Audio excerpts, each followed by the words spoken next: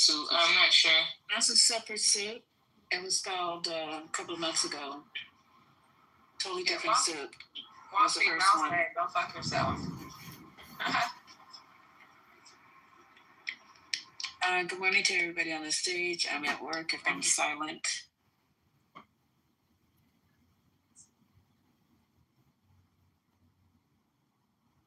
لا إله إلا الله وأشهد أن محمدا رسول الله حي على الجهاد حي على Oh my god, you have two Azizas. Holy shit. Wow. Pakistanis such extremists and such terrorists and so violent and anti. So that sounds a bit racist. No, I'm just asking. No. Why are they? Can I do my why are Jews? So can I do my version of that? Why are they? If you don't know, just say you don't know. I can tell you why. It's because I want to hear. Since Aziz doesn't know, please tell me. Upwards of, I think 60% of them are the product of incest, specifically first cousin marriage. Yeah, that's and it actually causes that's the entire Middle East. It's behaviors. Yeah, it makes them retarded, not smarter. If they were smarter, low IQ and irrational rage. Yes, culture. Who said that? That's very insightful. Low IQ and rage. Irrational rage. Yeah.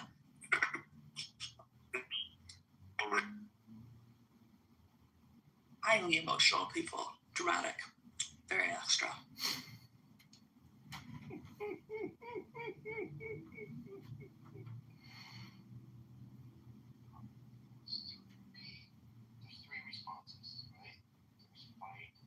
Human, what were you asking him? Sorry, I'm back.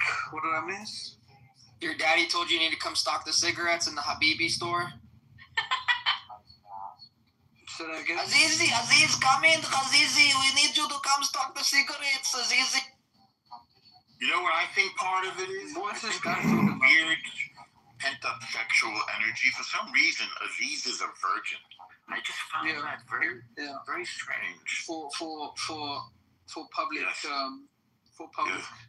You know what I mean? Why are you a virgin, Aziz? I want to save myself. You know what I mean? What does that even mean?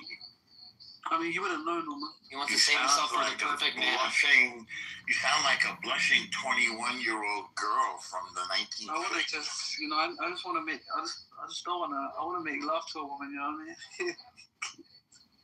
Well, clearly you don't know what it means. Yeah, I'm just willing to find out, you know what I mean?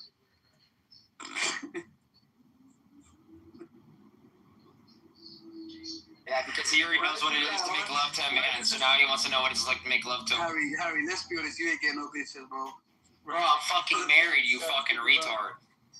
Exactly, bro. What do you mean exactly? Exactly. I can get pussy anytime I want. What are you talking about? Unlike you, who has to jack off to Pornhub every... Come on, bro. Don't do that. Have fun jacking off to OnlyFans. What do you think is in his queue? Should we have a little thing? Guess what's in Aziz's queue? What's a queue? What do you mean by that? In your search history. In a lot. What do you think, like, my category is? Mia Khalifa. Hijabi women sucking dick. River dolphins. The Pakistani river dolphins. What was the last one? I think they say it's trans hijabs with like power bottoms, like Maybe you sound like this is a confession, my boy.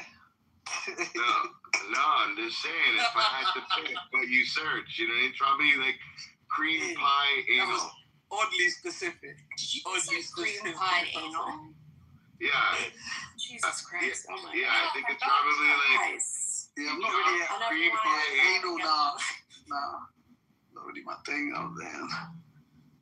It's not really my thing, bro. Oh my God, I have this image of Norm giving cream pie anals now. Oh, Norm. That wasn't me who said it. Yeah. Oh, was it? That's hot. No. Liz, down. Stop that. That's insane. So did I, Sir Capel. So did I. This is why I'm saving myself, man. people throw up. Well, you're a virgin, Aziz? Yeah, man. It's looking for the one. That's probably why you're so angry at the Jews, man. Do I sound angry? What the hell? You sound hurt You do. by your dad. You sound upset. Yeah, you sound Me? Which one? Pick one, guys. Come on. hurt and upset. Well, hurt, upset, angry, I think all of it in one. It's just like, yeah. There's like subtle hints. You know when you taste the wine? You know when you taste the wine and then you can like, there's a hint of anger, Yeah, hurt, okay. Yeah. sexual frustration, It's been instilled in fine anti-Semitism for many, many years in Oak Barrels. 3,000 years, you know. Just Yeah. You know what I'm saying? It's a vintage joke. You know what I mean? When you all are done talking with the Z's, I have something to say. Go ahead, Liz. Dearborn, Michigan is a shithole country, and they put raisins in their hummus. Yeah. Who puts raisins in their hummus? Fucking Dearborn. Yeah. I grew up near them. Fuck them. I don't know about that. I know. They're evil. What country is that? What country does that? This is It's why the the Arabs shithole country of Dearborn. they've lost the right to call hummus theirs. And Hamtramck. I mean, I think the Arabs made hummus, so let's be. Oh, Liz, I was talking about Hamtramck earlier. Hamtramck It was like 10 years ago. It's fucking. I think it's safe to say hummus is not a Jewish thing. I think that's like. The Jewish-made Israelis have taken the Arab food and made it better. Mhm. I'm sorry, but the Arabs disrespect food. The way that they serve it, they don't respect it. It's shit, and they don't appreciate it. And the Israelis. I don't love Arab food. I don't mind Lebanese food. I don't love Arabic food, but Really divorced from no, I know what Israel is. I just don't know what Israel is. Aziz, what about Persian food? What do you think about that? Oh, he's You're from Iran. That's disgusting You're from too. Iran. Hey. You're from So why is the rice yellow like that? saffron. Because it has saffron in it, which is delicious. Come on. I love Persian food. I think it's amazing. Afghan is good too. Yo, BB, are you in Yorkville today? What do you mean? Are you in Yorkville? No. Oh, I was gonna be at 1 tonight. I've never been there. Bull fucking shit. Don't lie to me. Come on. Why are you doing that? I'm not joking. I've never been to one. Well, why don't you come out tonight? Is that C? I have a family. Oh my. Follow me back. What's going on? Not much, yo. I'm back in Toronto. I'm heading to Saudi Arabia. So you say, so you're trying to link up with Mama Bibi, yeah? No, I'm down to link up with anybody. Like, I'm just going out. Nah, I'm busy, but Bibi, he's free though. No, pull up. I know you've been with the mother. Let's No, go. I'm sorry, I'm busy. Yo, I'm married. tutus, come on. I'm married, but Bibi's So am I. single, man. Yeah, listen, no comment. Listen, bring your wife. I'll wear an abaya.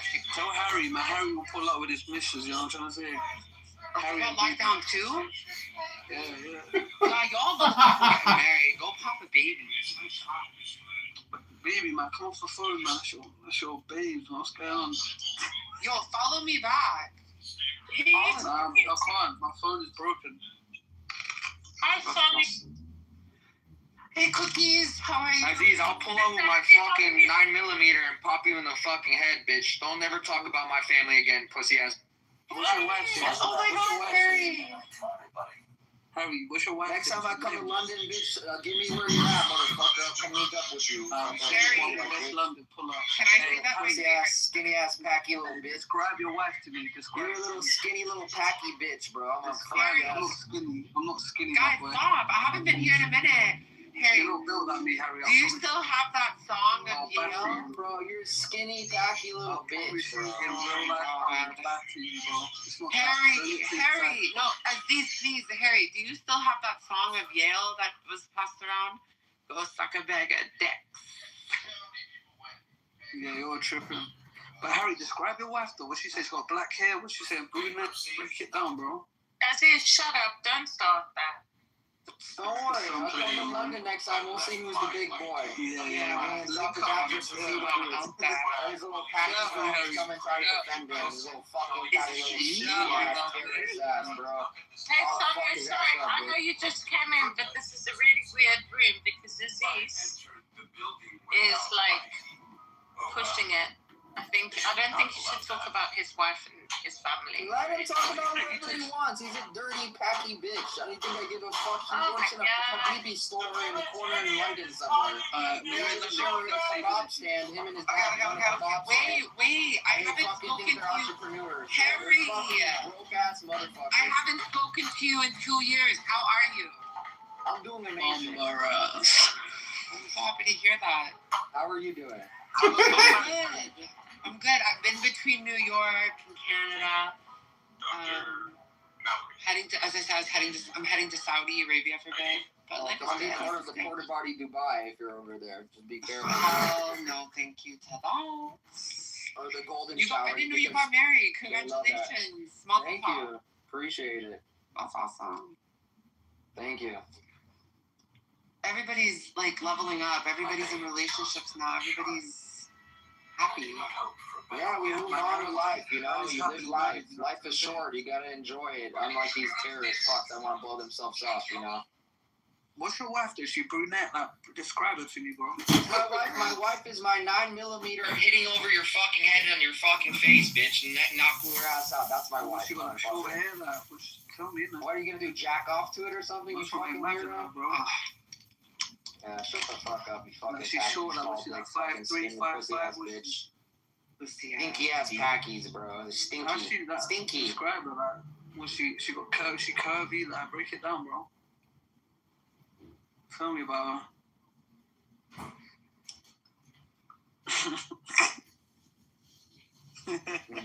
What, you think it's funny? Yeah. You know what is also funny? That's funny. Aziz, you got married too? Yeah, he got married to a man. His name is Ahmed. He's actually here on the stage with us.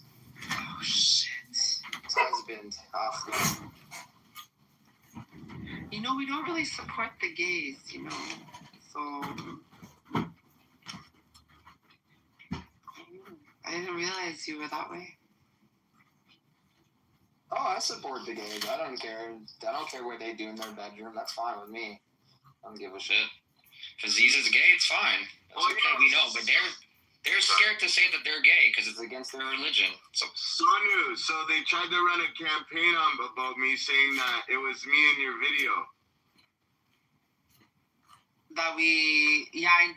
Isn't this a minute ago where they said that we had sex? Oh, I was on a phone call. You guys talked about it? This was like 8 months ago, no? No. I don't know, man. They started running fucking videos and saying that there's a video of you with some guy and they're saying it's me. Oh, really? Where did they see this video? My Snap? They played it on here every day. They played it on here. Like they recorded a room you were talking to some dude about saying something like, "Shut the fuck up, Mohammed." Something like about you. You were telling the guy, "Oh, you want to be serious, but you're partying with these bitches and you want to have a kid," and I don't fucking know. Oh, yeah. Yeah, see, you know what? Everybody on this app wants to say that you and I are together and in denial. Like, I don't know why everybody is so obsessed with wanting me and BB together. Like, he's married with kids. We're just friends. Now, if he wanted to meet up and lock down, I'm just saying that, like, I'm okay. Oh my God, what is going on here? I'm dying from the cringe. Stop. Why? I live in the same area as him, and he won't meet me. It's crazy. You're living in your mother's pussy. Hey, disrespectful like that, Ahmed. No.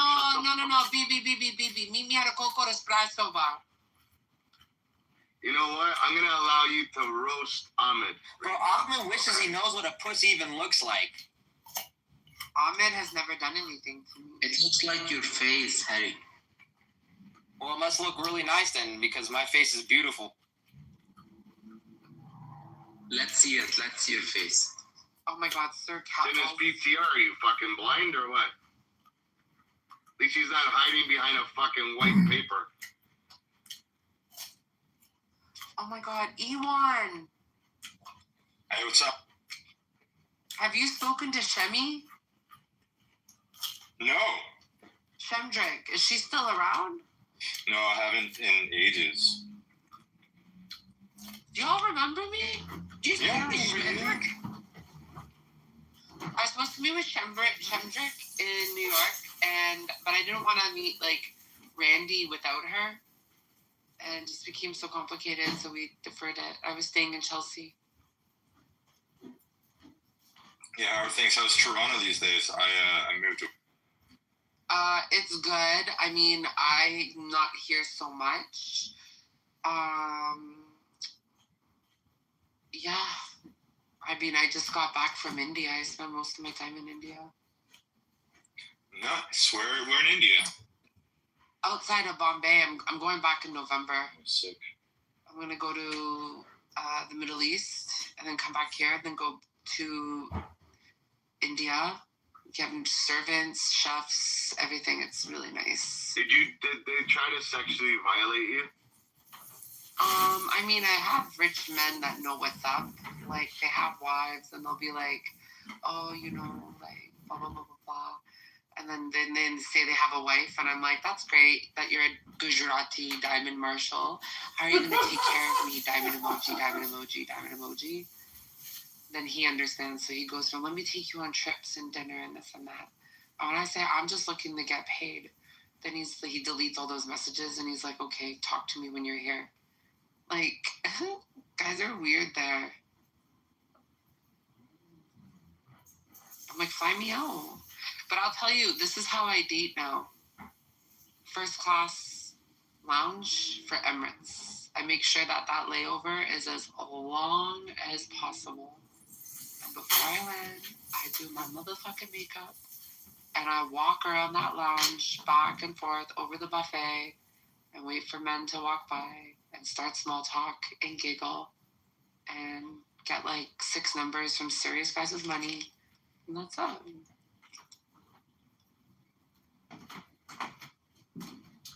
Like, it's called market segmentation. Where am I going to find men that have money? I thought it was called solicitation. Not in Toronto, that's for sure. Not in Toronto. They're getting taxed too much. First class. Worth it.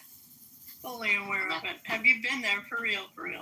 Oh yeah, look at my Snapchat. You'll see and my public stories how I was there. Like, I'm not fucking wrong. Everybody add my Snapchats. Let's go. I go there to save baby girls. You know about that? That's nice. I go there to try to make a baby so I can have alimony and support. Harry, can you change the title? Ahmed Qassam Nasri. Macabre. Macabre. No. Like, what did you say? Bibiata. Kutukaraka. Arabica. Yo, Harry, describe it for me, man. What's going on? Just quickly, bro. Every night you die. Keep singing it. It's nice. You die. A very painful death. Ja, nee, ik moest afdenken. Because you hate your guys on. Ibn Gaffa. You suffer in many ways. Sperm of Spaniards. Jolly feet. Stand with Israel. Dinka Masters.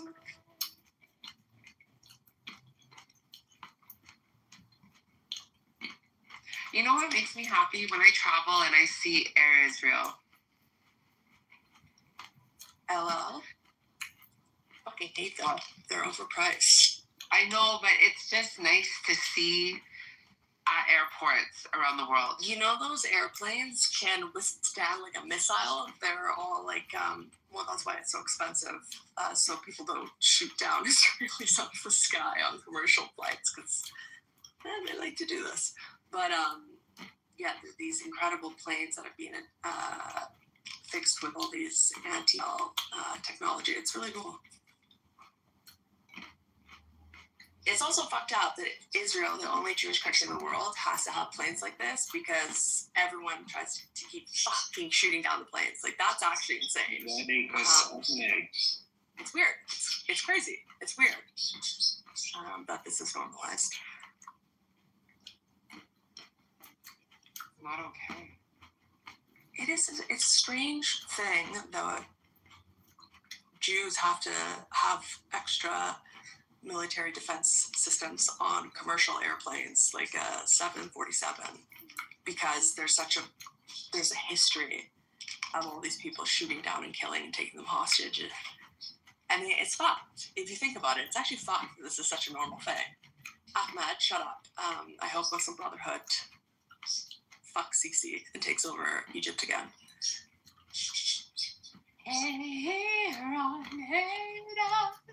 You need to do put on your place.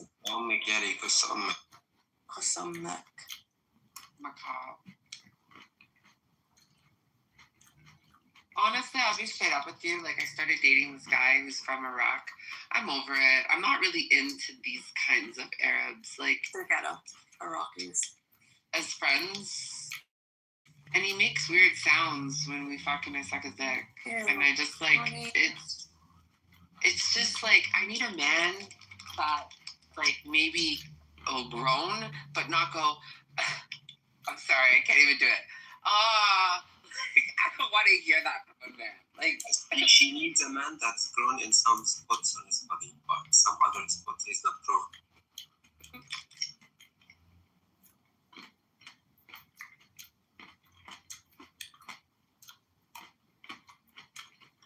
يعني قصة أختك. Fuck your parents. Fuck your future children. Fuck your grandchildren. Fuck your entire lineage and your entire history. And curse the religion of your mother. Say it in English so everyone else can hear it. I have no family. Curse أمك. You should look into why Allah put that in your circumstances. Let's talk about the subject about Dearborn, Michigan, the Mecca of hate, and what the Christian minister went to speak with the mayor about a street sign that was named after a terrorist sympathizer, and how the mayor shut him down and says if he will be doing a parade once this man leaves the town and called him Islamophobe.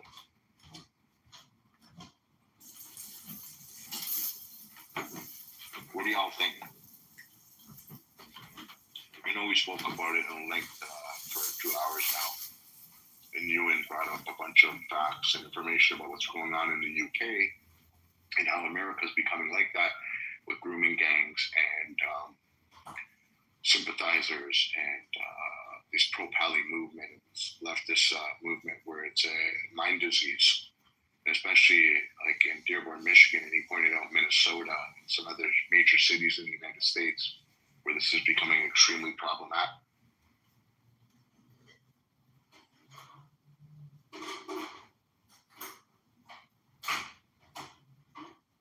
Have any of you clicked on the link in the Jumbotron up top?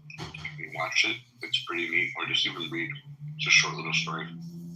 Oh, I read it. It's on brand right now. They're like fucking locusts.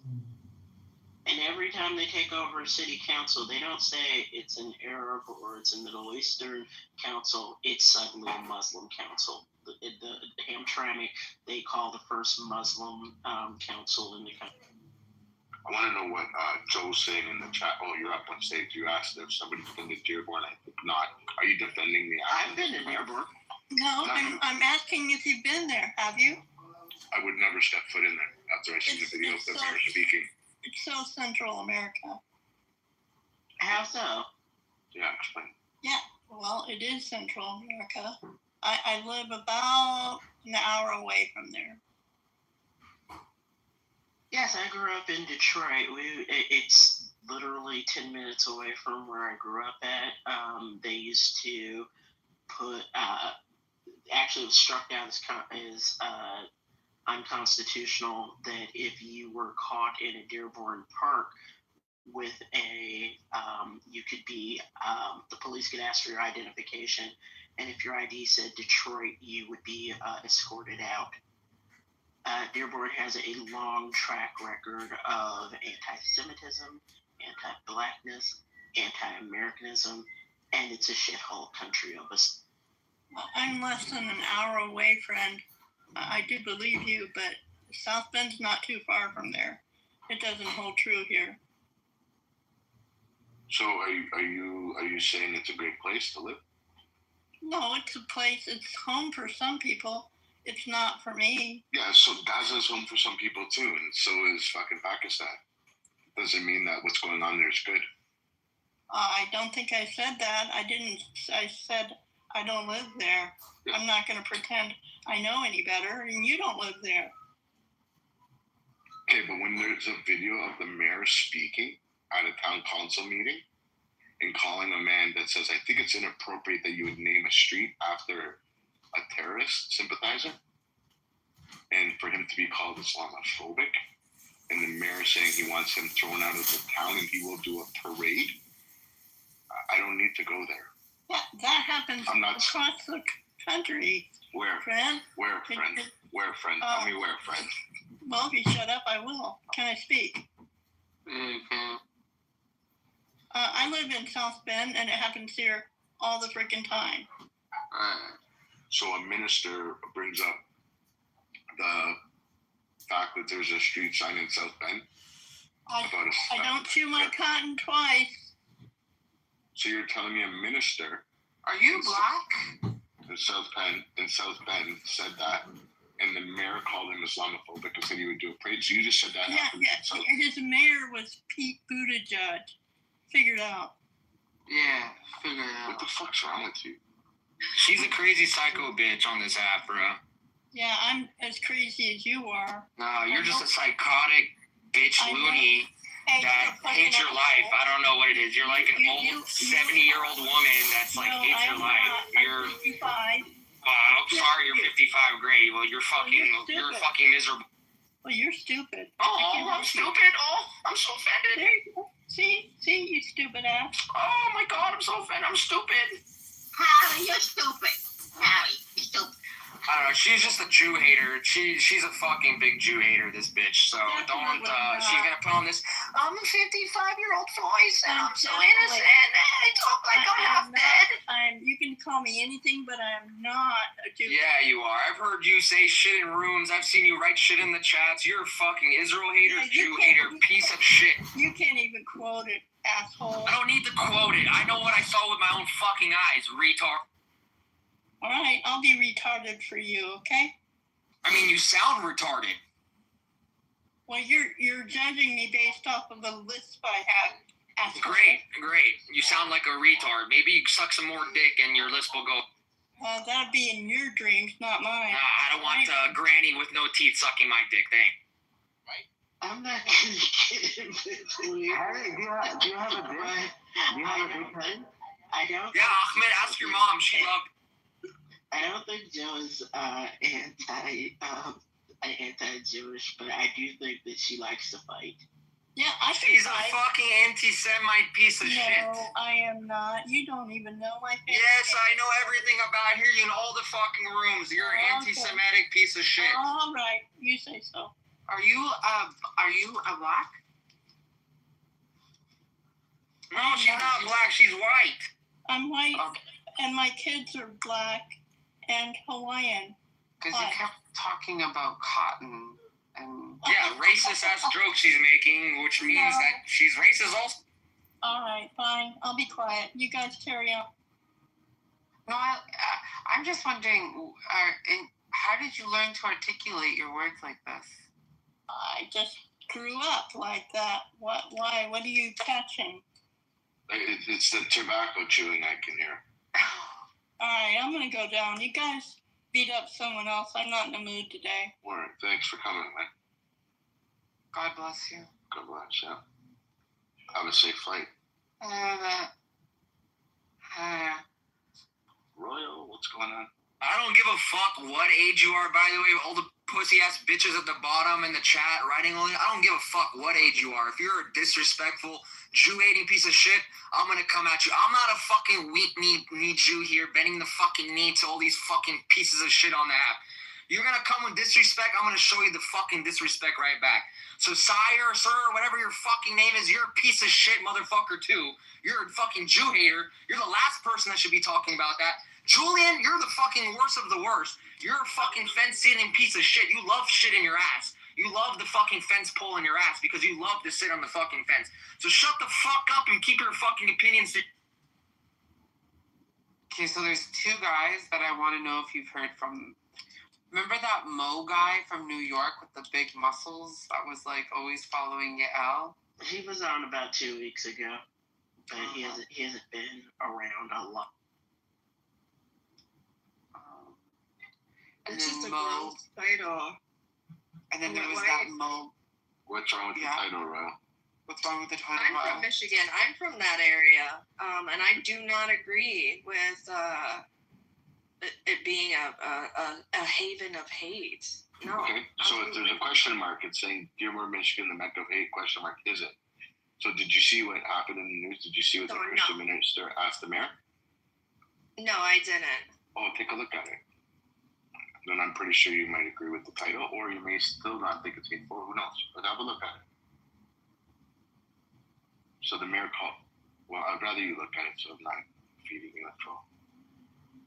I think the internet generations don't really, and with what's been going on lately, people look at Dearborn differently. I think people who were aware of the city, pre-1990, really know the history and are not surprised about the anti-Semitism and anti-Americanism that happens in that city.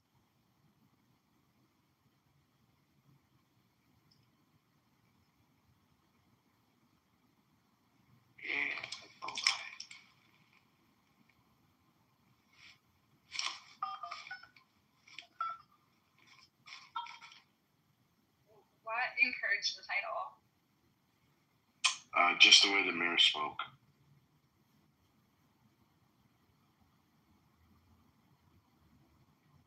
The way the mayor spoke. Why? What they say? He said that, there's a Christian minister that said, I think it's inappropriate that you would name a street after a terrorist sympathizer, and the mayor said, you're Islamophobic. I want you out of this town, and I'm going to do a parade when you leave for you. Ooh, why? What did they name it? After, somebody, hold on, I'll go right to the article. They named it after Osama Siblani. Not even the fuck that is. Is it racist that I was like, you could have stopped at Osama? So, yeah. Barham accused Siblani of supporting terror groups and promoting violence in the Middle East and on American soil when he's synonymous with Hezbollah and now Hamas. I don't think it was appropriate, he said, for his name to be so publicly. So, yeah, was that the guy that was a Hamas leader in Gaza? I'm not sure. So then it goes against, at the public meeting, Barham read a comment made to Siblani, a Lebanese American, which he argued encouraged violence not only in the Middle East but also in the United States. Barham argued that Siblani once spoke about the blood of martyrs irrigating on the land of Palestine.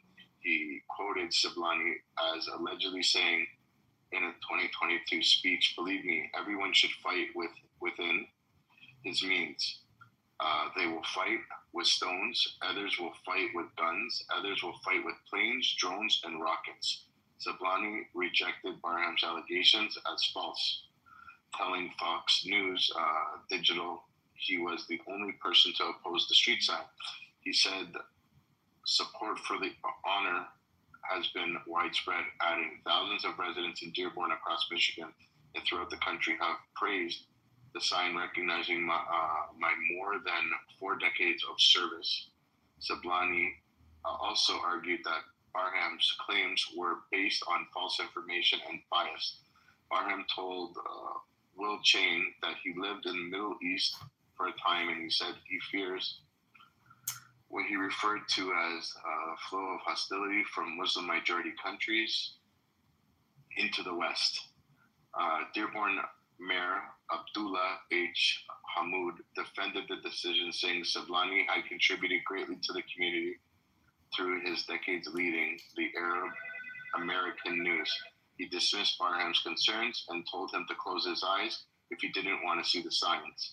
I don't think this was great advice because I then might crash if I close my eyes when I'm driving, Barham later said, stressing that he had no intent to spread hate towards the Muslim community. Then he goes and quote, I don't want to just encourage more hostility towards Muslim friends. I want to encourage love towards Muslim friends, he said, emphasizing that his faith played a role in his decision to speak out about the intersection signs. In the meeting, Hamoud called Barham a racist, bigot, and an Islamophobe. He went to declare, although he lived here, I want you to know as a mayor, you are not welcome here.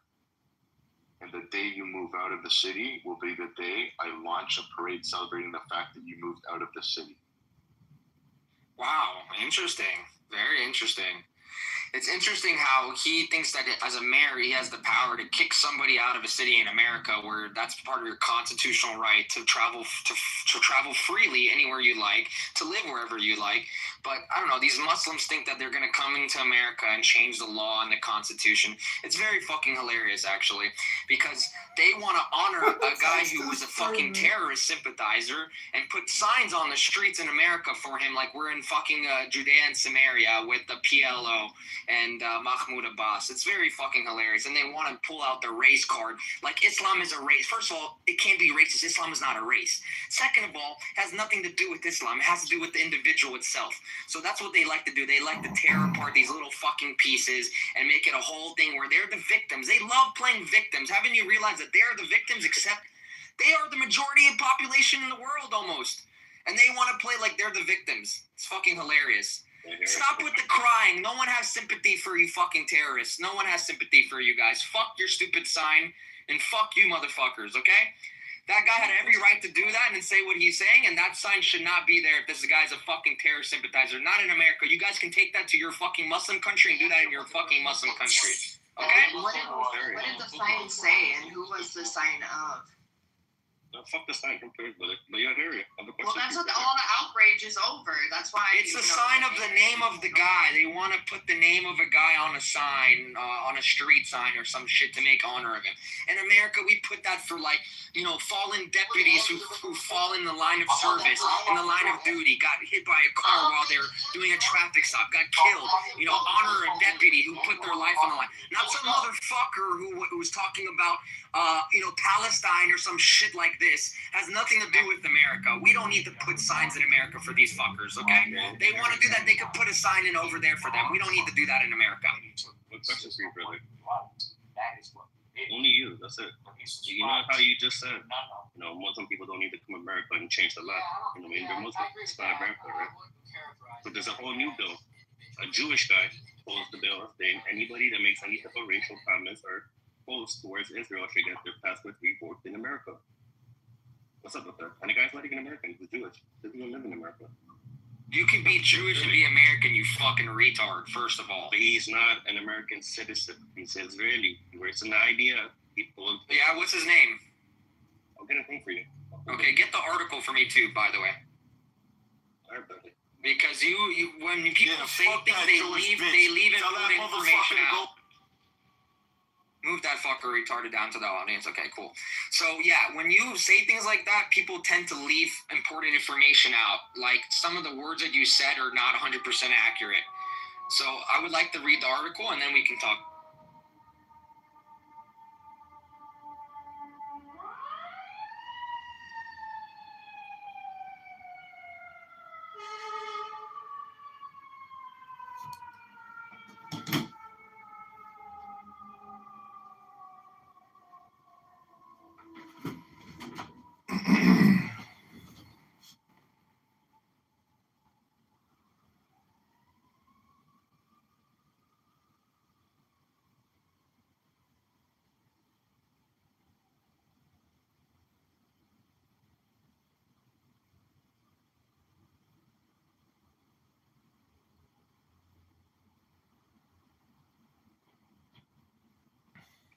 quiet or is it just me?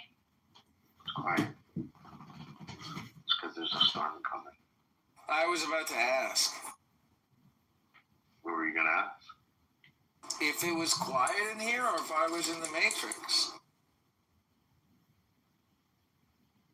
Trust Frank, you're always driving, eh? I do shit with my time, but Clubhouse is not a primary activity. It's a secondary activity. It's like smoking a cigarette. That's what happens when you're an Uber driver. You're always driving. I'm not an Uber driver, but I'm driving home from your mama's. Ooh, good one. The mom jokes, man. Forgot that we're in 10th grade again. You see how defensive they get? Like, it's funny because if he wasn't an Uber driver, really, he wouldn't have said anything. He would have just, moved on. But went there, though, man. he went to the mom joke because he probably is an Uber driver, Uber No, but he Eats wants driver. to stay in the room like every time we open it, but then he just fucking goes there. Why? Because people don't like when the truth is revealed. It hurts them inside. Just like Resistance, just like this retard here. Just like all of them. They're all retarded. It's okay. We know how the app is, BB. I actually didn't even move you to the audience. That's funny. Somebody else moved you. I don't care. You can say all the mom jokes you want. I don't give a fuck.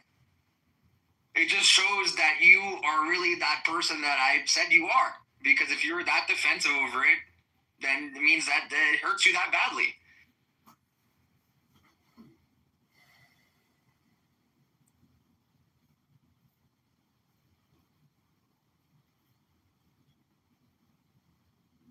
Empire, did you find the article? Oh, he's still looking. He's looking for that imaginary article.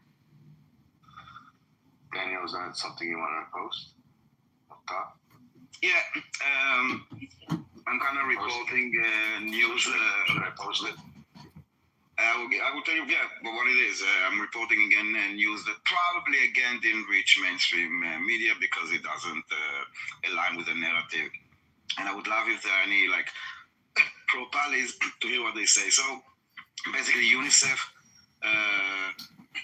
made out a statement after 4 trucks containing baby formula were robbed at gunpoint in Gaza, affecting thousands of starving babies. And I'm wondering, why? It's like I found it first at the Times of Israel, but then I was kind of looking for a source that maybe will be less debunkable, even though they love to use Times of Israel. So I went to the actual UN website to find the statement, and you can find it. And I'm wondering, I'm not wondering anymore. I'm just kind of trying to show again, this insanity. Yesterday, 2 days ago, an aid worker murdered 2 Israeli aid workers after driving a humanitarian truck carrying humanitarian. No one talks about this. And this now again with their baby formula. So just at least that you will know this.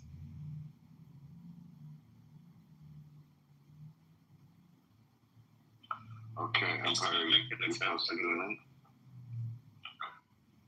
Let's have a look at it. And do you want to talk about the link before I read it? What does it say in there? Basically, the statement is about the it was robbed, basically, that it happened. But people will not say that it didn't happen. It's from the United Nations, UNICEF aid trucks robbed at gunpoint in Gaza City, and then they also said that it contained therapeutic food critical for saving thousands of young lives, or malnutrition as famine spreads.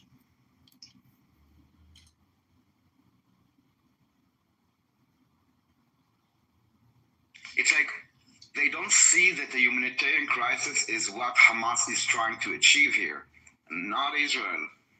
And it doesn't matter how much evidence you show them, they will keep on defending Hamas at the expense of the Palestinians, not to defend Palestinians. The pro-Palestinian movement is a fraud. It's not they don't care about Palestinians. They are the worst thing that happened to Palestinians since their ideology.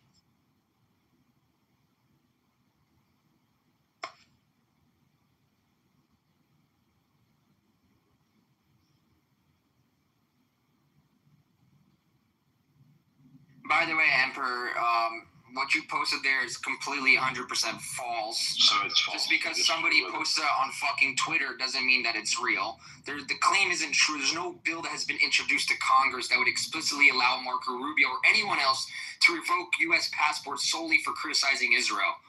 So I don't know where you got that shit from. I don't know if you believe some guy on fucking X that posts this shit that hates Israel, but that's fine. That just shows that people nowadays do not know how to critically think for themselves.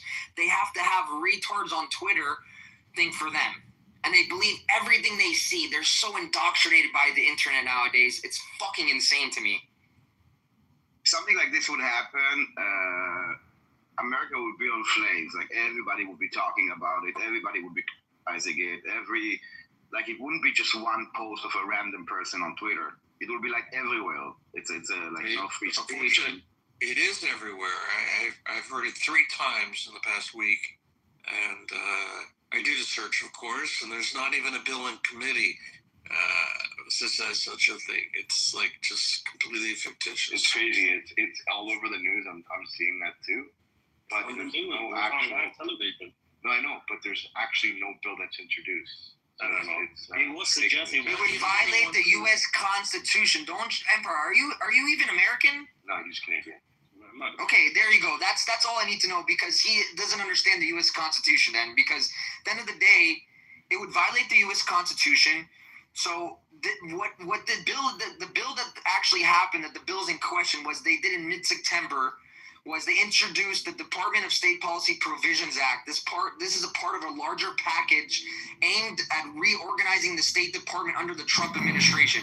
One provision would have expanded the Secretary of State Marco Rubio's authority to deny or revoke passports for individuals deemed to have provided material support to terrorists or traffickers, even without conviction or indictment, and without full due process. That's what that made that this person on Twitter took and put it into his own words. Do you understand? So if you are what about deemed to have provided material support to terrorists or traffickers, you can get your citizenship revoked. That's what they're trying to introduce. Completely different. It has nothing to do with Israel. Are you gonna let me finish, or are you gonna talk over the truth? I don't care about X. Look at the video. It's on live television on your guys' news. What video?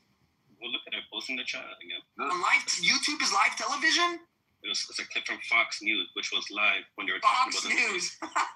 That's your guys' news outlet. It's in America, right? It's our news outlet?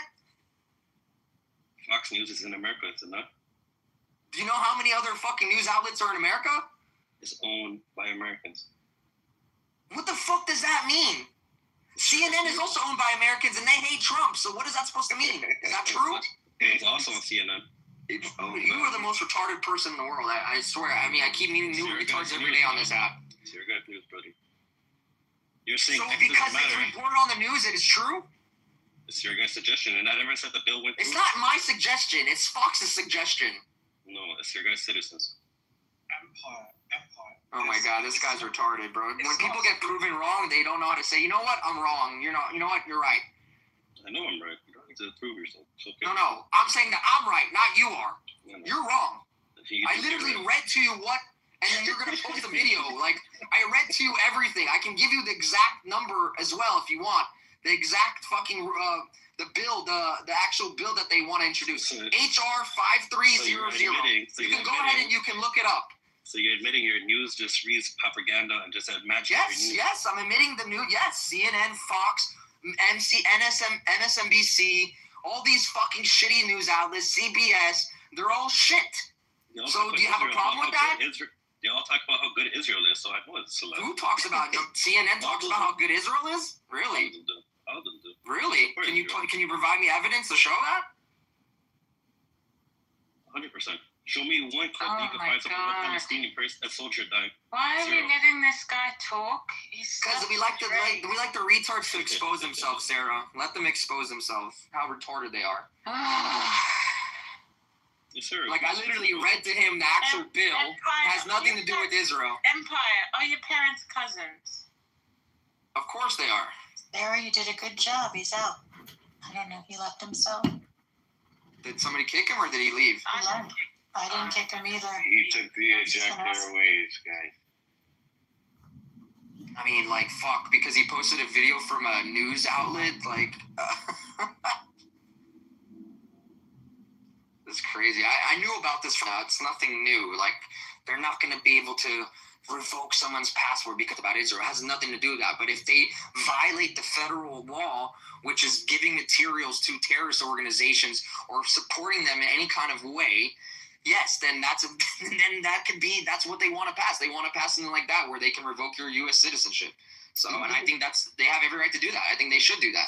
Is it even possible, like, legally to revoke someone's citizenship and then what? He's remained, like, what is he if he has no citizenship? Like, I don't think it's, you can keep a person without, unless he has another citizenship yet, yes. But if he has only one, I don't think that it's possible. Well, that's why they're trying to introduce this bill. So, I mean, honestly, I probably don't think it will pass because of the First Amendment, but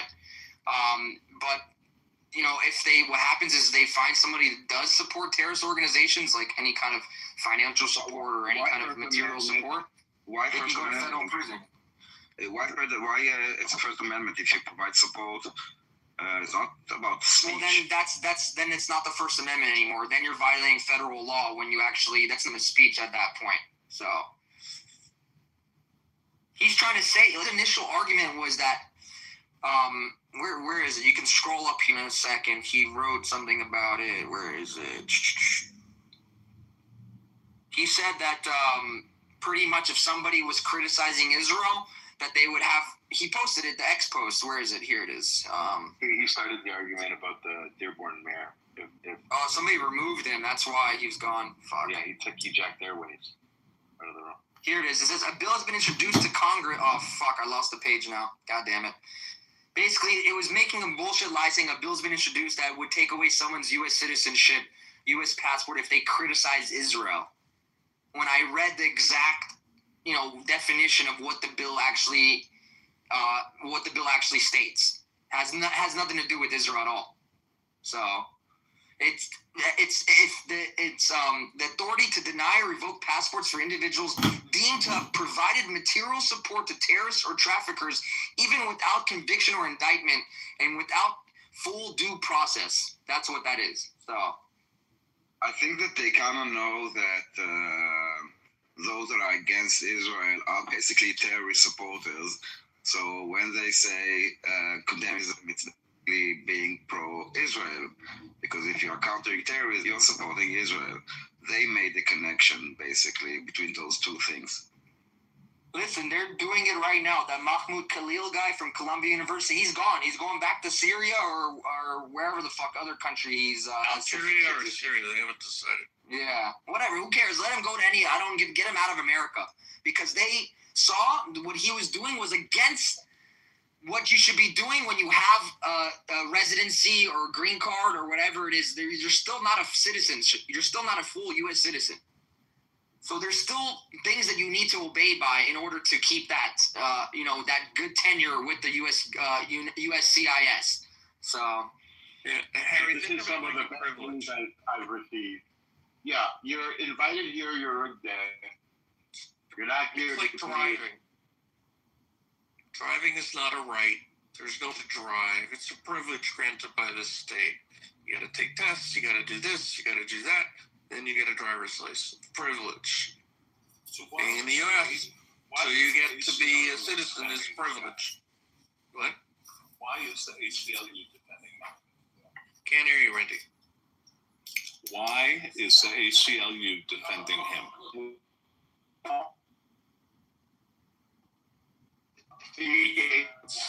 I think in some twisted way, what kind of everyone has the right to say whatever they want. That's exactly what it is. They warned that this could be weaponized against political speech. That's what they said, It's bullshit. Like, he has ties to supporting terrorist organizations and spreading terroristic ideologies here in America. That's against federal law here. So that's not freedom of speech. There's a threshold to freedom of speech. And people don't understand that. No, freedom of speech is not absolute.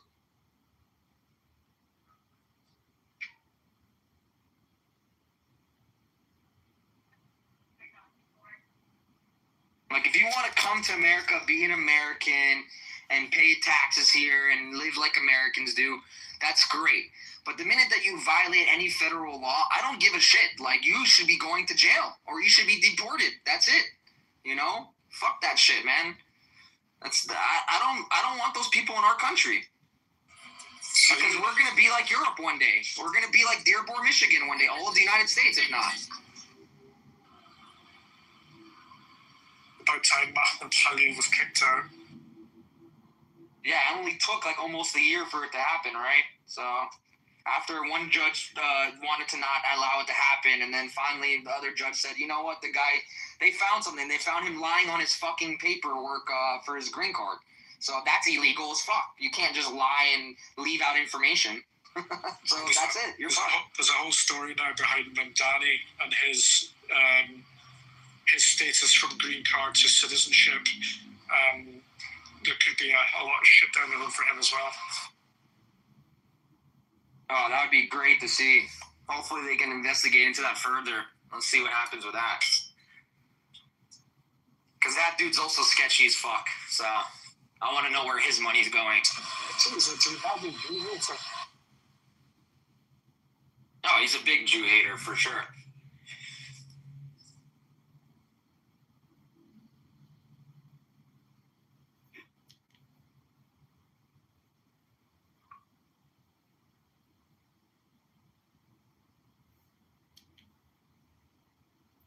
And you're seeing the same thing like happening with the whole Jimmy Kimmel thing. You know, they're saying, oh, the government stepped in to suppress his free speech. Oh.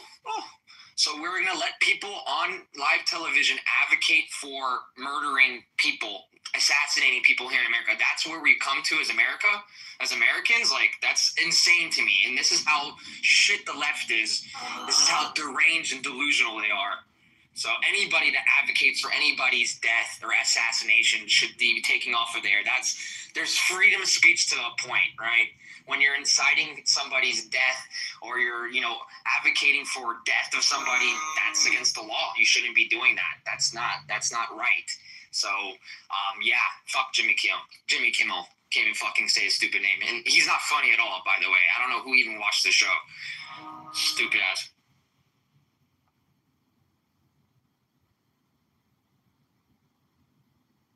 He was, his ratings were in the tank. I think he had like a 4th share, something like that, something really low. So it was bound to happen. The other thing is, people talk about, well, he's being fired for free speech. No one has a peek into his contract. His contract could very well have a clause that if he makes the company look bad, then that's problematic. And a lot of contracts, I said it earlier, employees have that thing. That's why you see people getting fired for their after-hours personal posts on Instagram platforms. People now figure out, where does this company, stop buying from them. So a lot of employment contracts now have a morality clause in them. So no one knows what's inside of this contract. Well, no, I said it earlier. About 1,000 pages long. I said it earlier. Listen, you can have free speech, but there's consequences. Yeah. As my dad used to say, every decision has a consequence. But you're right. Like, he did sign a contract with ABC and stuff, and they're underneath his name. And what I also heard was that the next star who owns ABC and a bunch of like 30 or 40 other news affiliates around the country, they're trying to buy out somebody else, like Tonga or another fucking broadcasting company that owns a shit ton of huge. Yeah, they want to buy them out, and they won't get the FCC approval to do that, to buy them out if they allow somebody like this. And that's where the whole controversy is over the government regulating it. Yeah. So yeah, I mean, at the end of the day, it's all about money. Has a lot of money potential, restraint of trades, and monopoly. That's the FCC has to approve it based on making sure it still maintains a free and fair marketplace, being heavily scrutinized.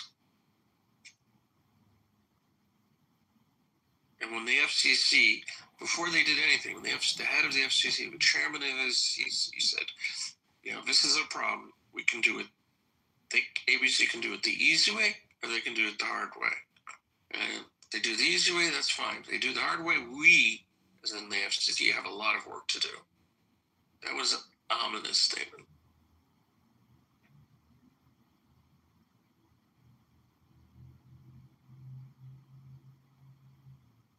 Like I said, he was irrelevant anyways. This show, I didn't even know he was still on air, honestly. So, and actually after they announced that he was off the air, I saw on TV that his show was being played still. So I don't know if it was like a rerun or something. I don't know. So it's kind of weird to see that. But this is just going to be old news in a week from now. No one's going to give a shit because that's what happens in America. There'll be something else and no one's going to care about Jimmy Kimmel. And that's it, So...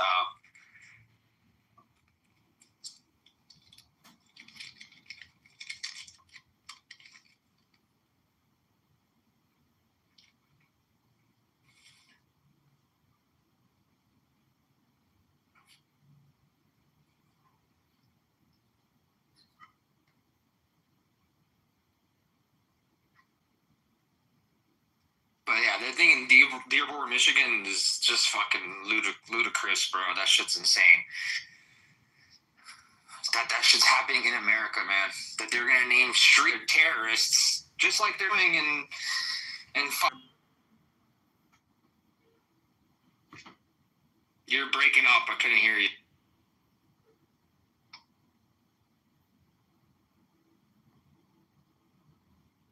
On the police patches, They do there and also in New Jersey. Patterson, I think, New Jersey. They had like big writing on the car or whatever on their. They have like Palestinian flags that they wear on their police vests, which is insane to see in America. It's just crazy that this shit's happening in America. I'm just shocked to see that shit. That these cities allow this shit to happen. So. And honestly, the federal government could step in whenever they wanted to and say, hey, we're going to take away federal funding from you guys. Fuck you. You can get funding from your tax. And that's it. And, they need the federal funding. They love that money. But it's just weird how, it's just really not there's so many other issues in this country than this little shit that they don't really see it as a big deal, unfortunately. But I do think it's fucking crazy. So unpatriotic, un-American, like to put another flag on when you're in the line of duty as a sworn police officer, sworn to the Constitution of the United States, and you're gonna wear the fuck out of here with that shit. Same thing with the people in Congress and having all the fucking Palestinian flags on their desks and shit and wearing keffiyehs and all. This is a disgrace, man. So, and actually, what Trump said about Ilhan Omar the other day was fucking hilarious. So, call him bigot, racist, or whatever they'll call him for that. But what he said was true, and a lot of people would really agree with Trump. What he said about her. So, but I'll find the clip for you guys.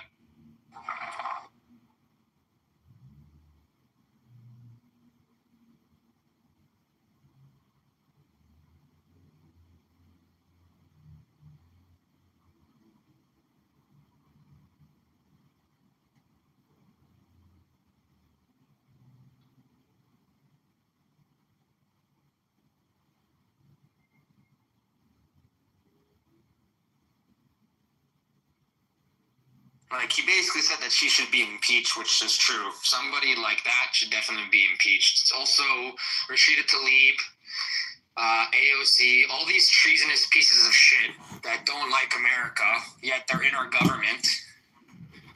They should all be impeached and gone. That's it.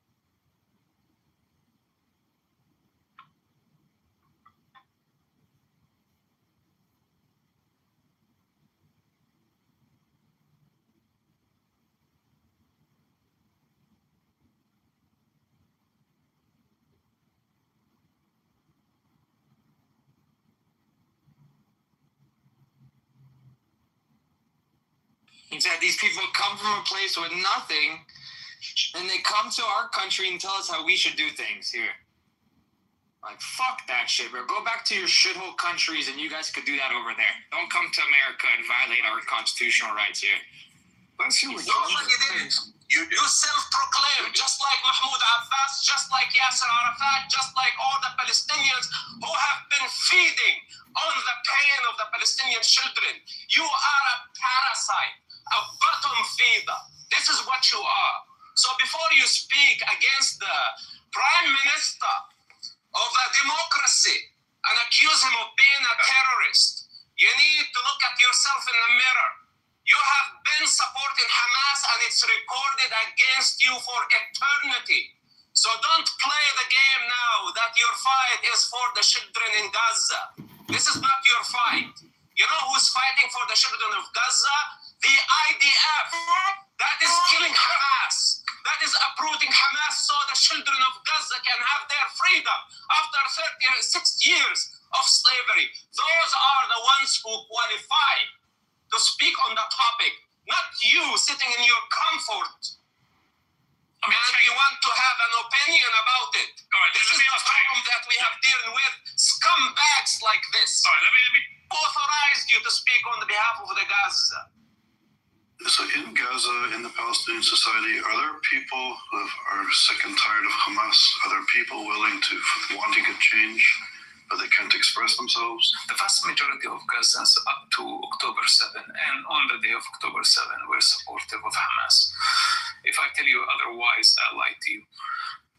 Even though they don't like Hamas' iron grip, the question is not how many Gazans support Hamas, because this is very hard to find the statistics, but I guarantee you that the vast majority of Gazans agree on the destruction of Israel.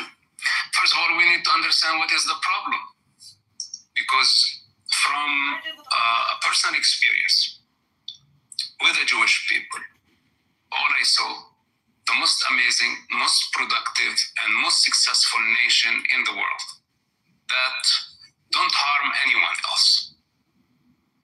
So why the Muslim people hate the Jewish people? They don't have a reason except the ideological reason.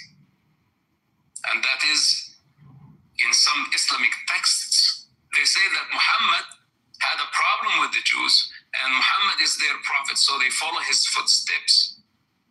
But in reality, Muhammad did not write a word that says anything against the Jewish people. You can say hatred as one motive, but it's not only hatred. It's human delusion, it's envy. First of all, we need to understand what is the... Hey, Simcoe. I just want to know, where are you from? From America, right? Yeah. He's like, hey, you've been... I checked.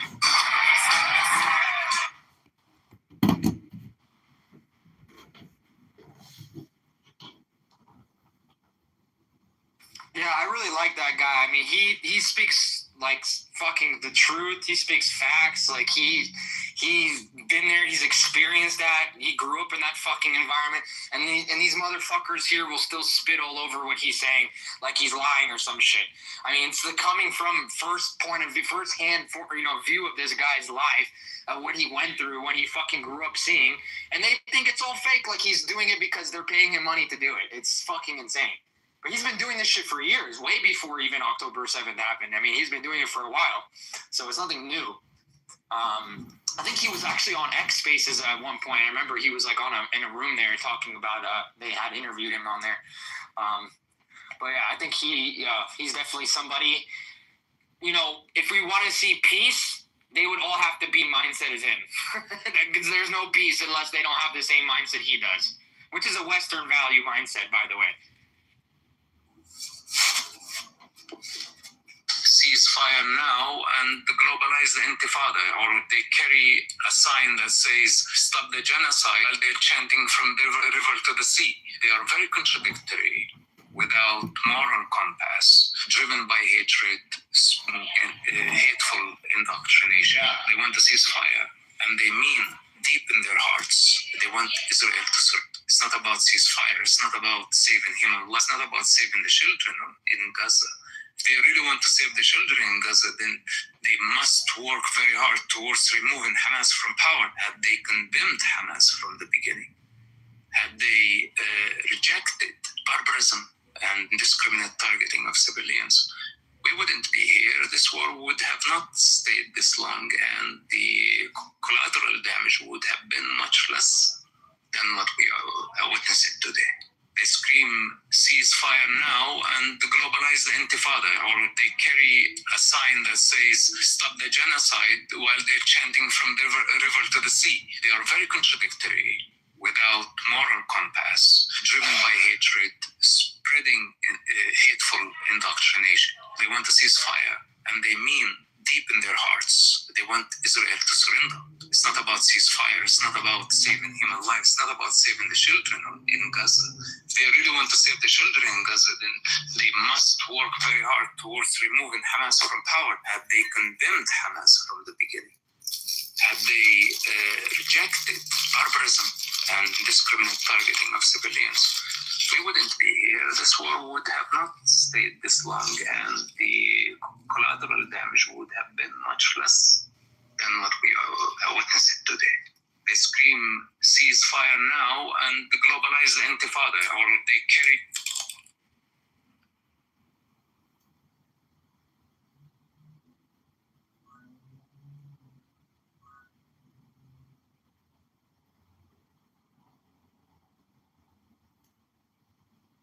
I agree, Harry. Could you imagine more people spoke like him? There would actually be peace. Military strategist. Yeah, of course, man.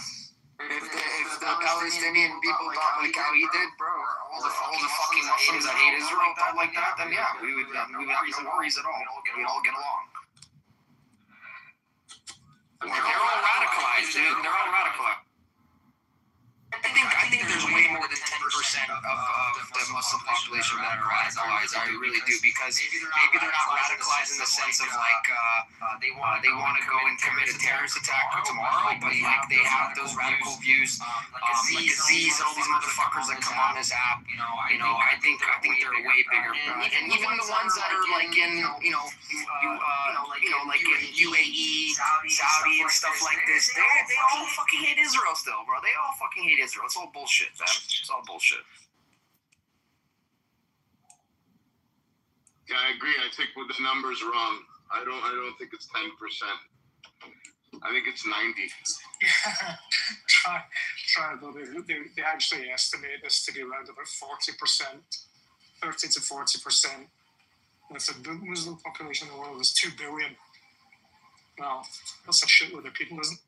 That's a shitload of people. I think that's more than the whole population in the United States. Yeah, we're 335 million people, so definitely. It's 5 times larger. I thought we were like at 370. No.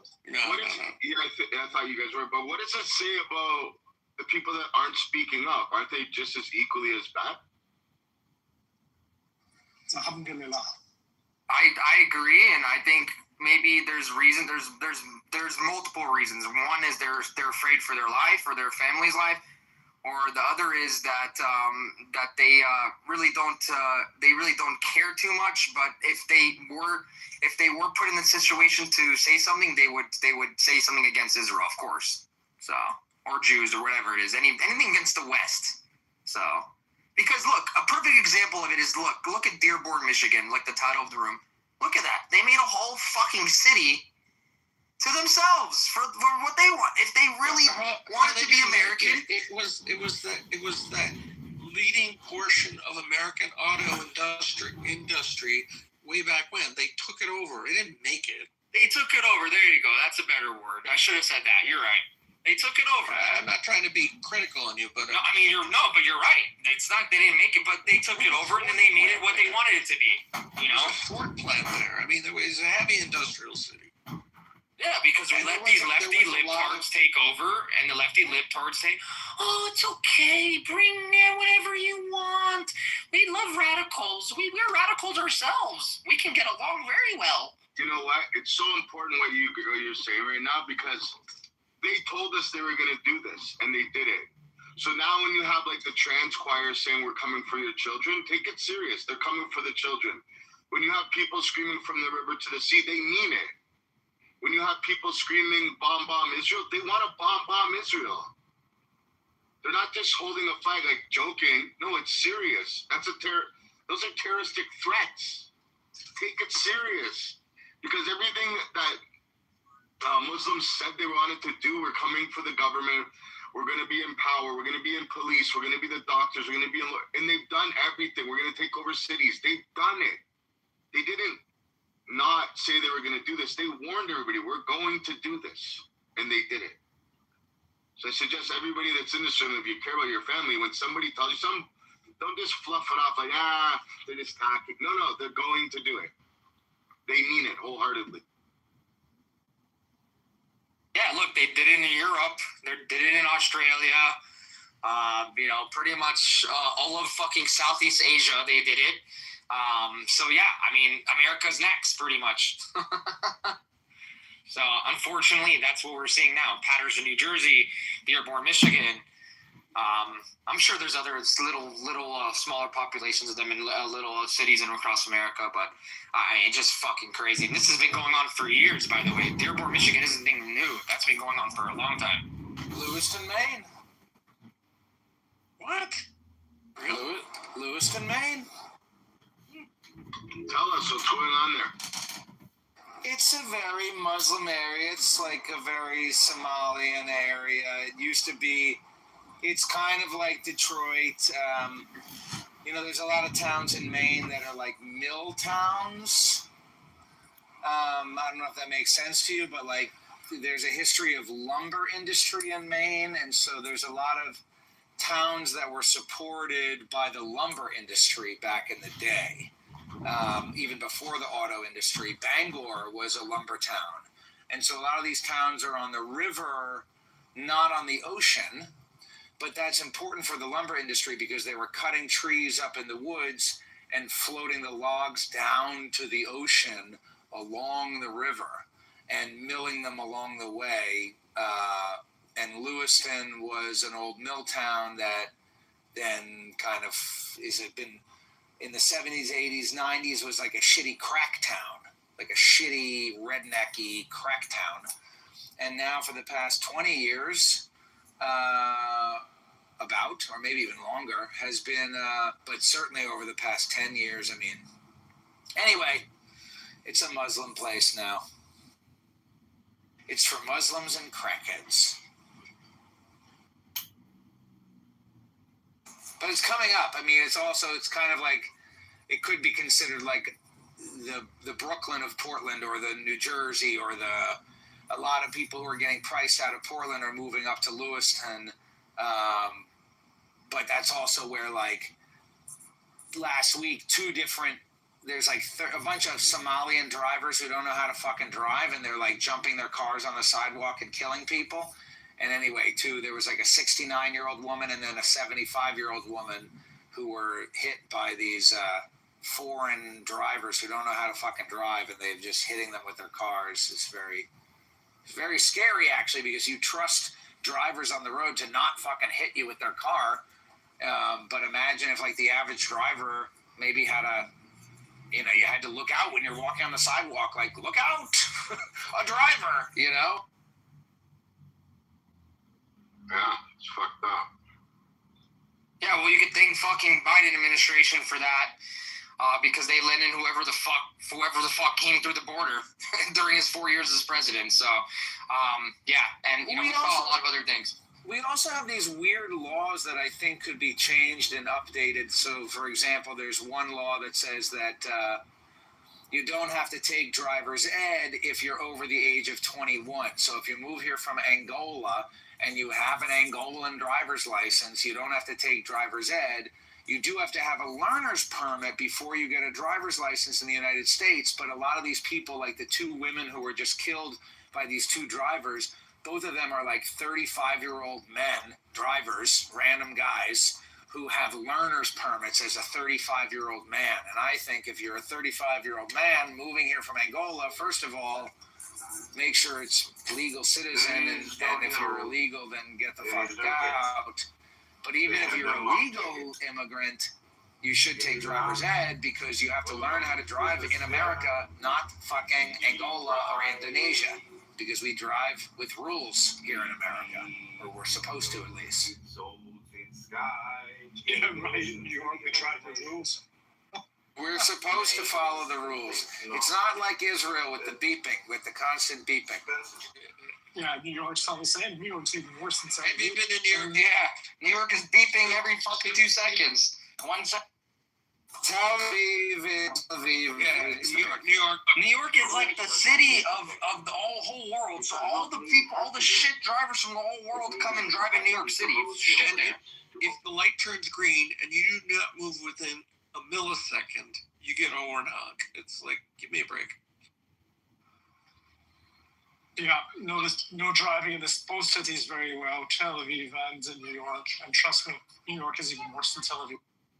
Although I have found Montreal to be, like, in New York, North America, the worst place to drive. I disagree. Jerusalem is actually the worst place to drive. Yeah. Concentrated. Jerusalem is the worst place to drive. Yeah, the infrastructure's... No, the infrastructure is good. The roads are great. Just people are nuts. Yeah, I just meant, like, you know, there's also lots of turns and lots of this and lots of that. It's not like a grid city, you know, so it's the drivers are just crazy. Especially the cab drivers.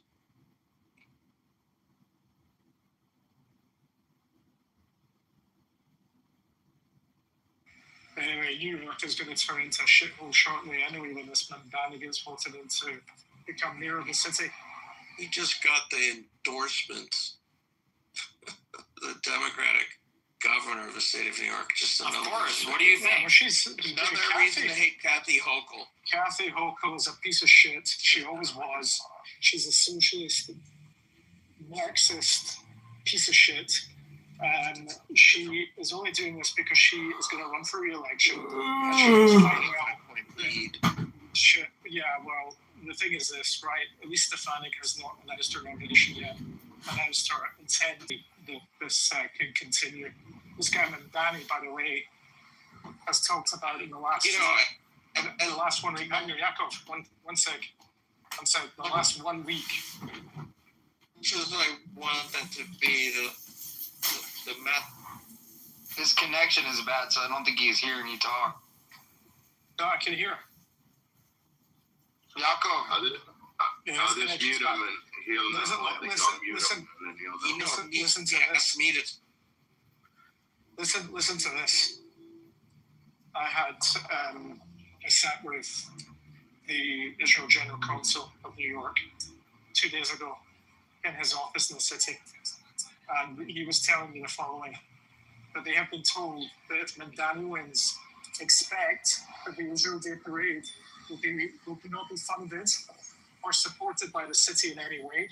What does that mean? It basically means the city will not provide any security arrangements for the Israel Day Parade, which also means that the Israel Day Parade will be cancelled. It will not take place in this coming year. This is Mandani's intent. What his other intent is this. He wants to create a day-long celebration or mourning, whatever you want to fucking call it, of the Nakba. And he's already said this to his post people as well, confidence. So New York City is about to turn into the biggest shithole in the United States. The city will go bust. And that's when people fucking wake up. When the garbage is not being collected. When the place turns into a shithole. When the streets are not being cleaned. And taxes go up.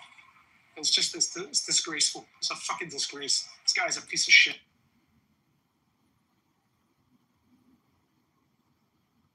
That's fucking insane, honestly. But at the end of the day, fuck that shit. Then I would say, like, move the fucking parade to somewhere else where they'll appreciate it. Do it in Washington, D.C., in our nation's capital. Fuck New York City, bro. Like, that's what I would say.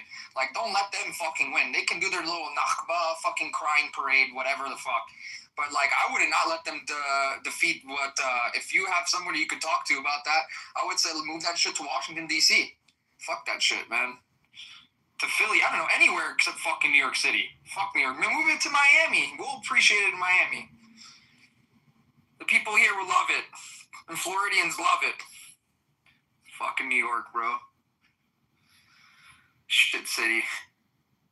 43% of left-wing liberal Jews, mainly Reform in the Upper West Side, are voting for Mamdani. That's fucking insane. If she's really a Jew, they're the people like her that are voting for him. That's what it comes down to.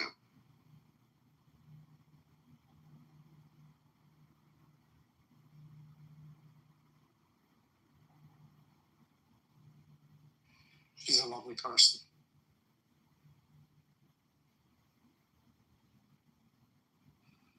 A real sweetheart. She's a buttercup. Yeah, right. I just texted you, Harry. All right, let me check it real quick. Give me 1 second. By what we talked about, CB. Yeah.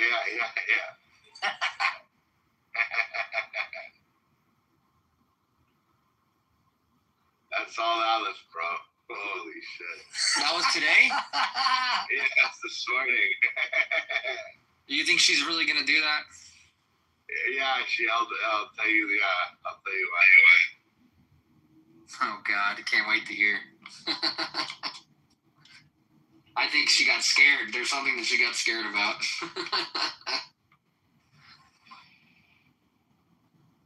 Anyways.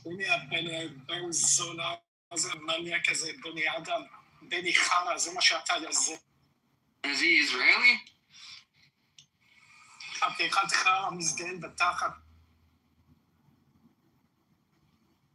Yeah.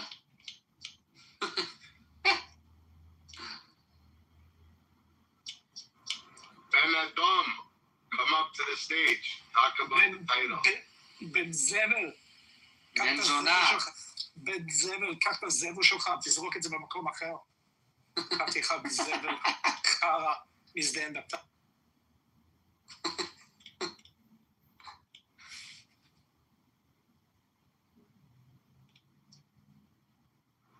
How do you say it? חתיכת זבל? Piece of shit. Piece of shit. חתיכת זבל.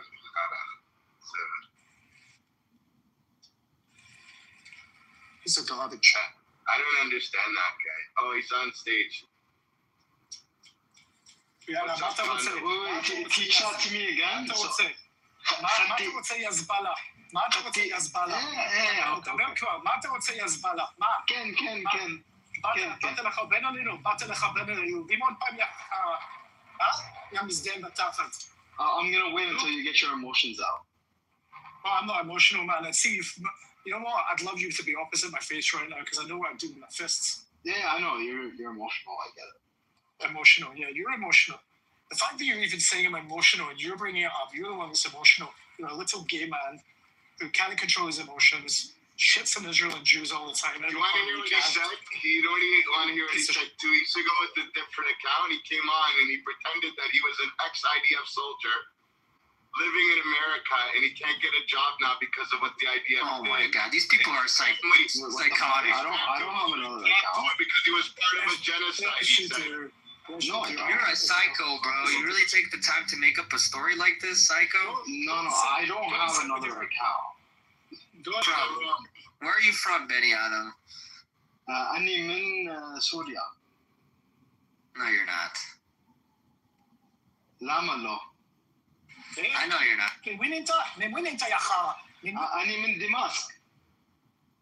אתה מזבל, זה מה שאתה. So repeat that again. Zeber means shit? Yeah, you're a shitbag. Yeah, no, just teach me the Hebrew. Not teach you fuck all. Go learn it yourself. I'll be a fucking teacher. Yeah, you're my rabbi. It's like a teacher. Rabbi Aleph.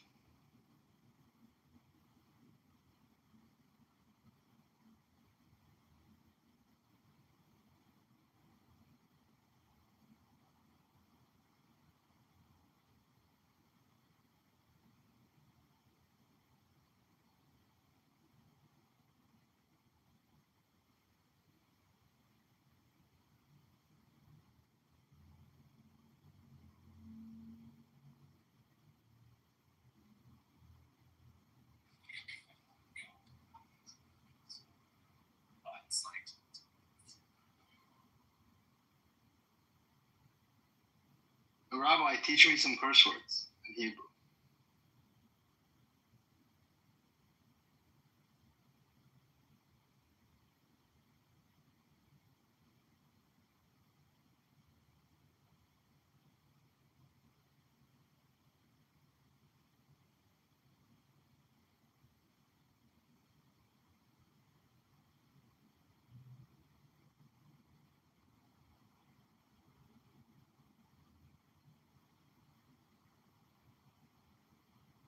I couldn't believe it, the way he was going on. He was trying to act like so heartfelt.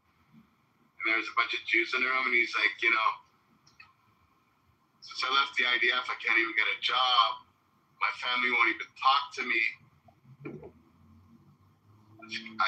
This guy is fucking despicable. Yeah, dude, I don't have another account. If I did, I would. You're a fucking lying piece of shit. Scumbag and a goof.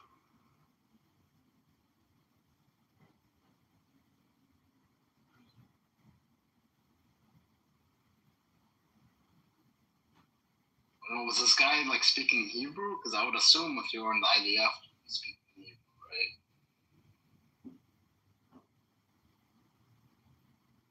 I don't think anybody's talking to you, fucking loser.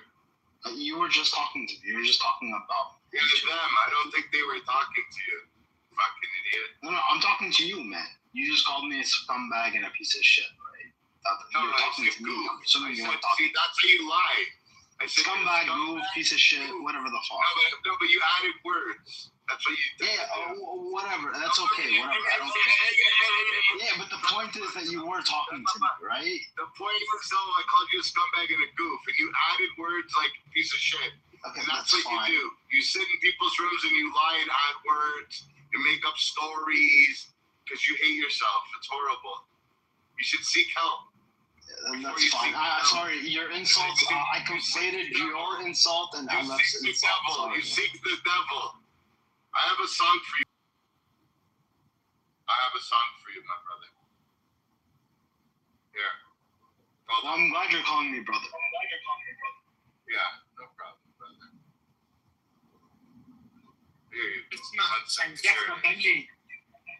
Here's the song. اليوم اكرم على كيس امك زلطي. اليوم كيس اختك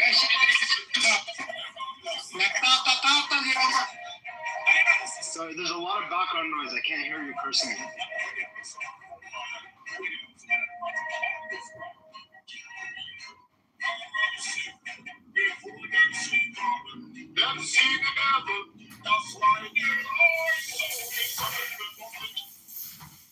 We can't really make out the lyrics. Sorry, bro. Brother. Just like you call me brother, I call you brother.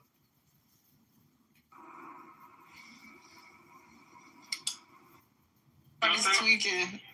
No, I did the update. 26. Okay. This one been back, you know that though, right? Yeah. Vote. Quinn ain't been big ever since. Never mind. Oh no. What happened? He got upset. He was. What happened with Quinn? I mean, I can only assume what Pure Blood is talking about, but because I don't assume out loud, I'm just gonna keep my mouth shut. Oof! I'm trying to tell you, I'm having bars, man. Yo, Pure Blood, what you did to Quinn? I got blow dry my head. Pure Blood ain't do nothing to Quinn. Oh, okay. So why he hasn't came back? You messy as shit. Yeah. You see that little I'm just trying to find out. Real quick. You see that little piece of fucking trash in the chat? What's the intention, Monica? She still there? Yeah, she did. Monica, you are. Oh, just ignore her. All the sinful piece of shit. Okay, Monica, and I don't even speak to women like that. But you are a piece of shit, dirty ass white bitch. Okay? Oh, Jesus. Stop doing. Hey, April. Remember that, Monica? I approve that message, Asian. Trailer trash piece of shit. This has to stop. Trailer trash piece of shit. Oh, my God. Another news. Did y'all see Parliament throwing shit off the Manhattan rooftop. Michael, you stupid. Yeah, crazy. Who won that? Yeah, crazy. Some dude in Manhattan throwing shit at people off the rooftop yesterday at the protest. Oh, is that why they got arrested? But it was an ICE protest yesterday, y'all. Yeah, that's what you're just talking about. That people got arrested. That's probably why they got arrested. It was. So he was like picking up pieces of real life shit and throwing it. It's telling you, this is weird. The dedication to it, right? Like, I might not like ice. I'm not touching shit. Mm-hmm. Probably their own shit, though. That's see, though. This nigga went to Central Park with a bag and just was scooping dog shit. Was like, yeah, I know I'm doing this. You gotta consider the source. I ain't buying all that. Not literal shit. I was talking about, like, chairs. Yeah. See how you get things twisted, right? Your brain is. You said shit multiple times. How many people say shit all the time and they don't mean shit? I was like, why isn't he taking this serious? You meant actual shit. Like, I'm gonna keep it 100 with you. That strawberry against your skin is definitely showing how white you are. That ain't my hand. That's my strawberry. You talking about you being petty, First Lady. She called it too early. I had to create a new TikTok because I couldn't open up what. I didn't delete mine. I didn't remember the password. I don't remember mine either. I don't know how I got back in. I couldn't get back in, so I was like, fuck this shit. I'm about to create another one just because, if somebody sends you something, follow me on it. You won't be able to open. I'm not following you on the real one. What real one? My real account. Oh. Who's on first? This is like an account that I just made on the second phone. I don't give a damn which one you follow me on. Hey, City, Trump to impose $100,000 fee on H-1B visas. Y'all hear that? Trump to impose $100,000 fee on H-1B visas. So if you want to get an H-1B visa, you gotta pay $100,000. What's your phone number? What's your phone number? Oh, sure. Let me just say it. What's your phone? What's 555? Send me your account on TikTok. 5555. And what's your social? 314. That's something that you're interested in by way of getting loans, or if you already have the property, if there's grants available, how to go about getting those grants in terms of what you need to do to register to be eligible to apply, what things you need to have in order to be eligible to apply. But more specifically, how do you find someone like me? You get up and you actually do the work to look for someone like me. Mr. Shay, Mike, I hope I answered that question. Somebody needs to cash in our ticket there. It won't let me. Is there a join at the top? Got a counterfeit ticket. Yeah, when I do, it says I can't join the house. We gotta get Augustus on that. I'm still in time.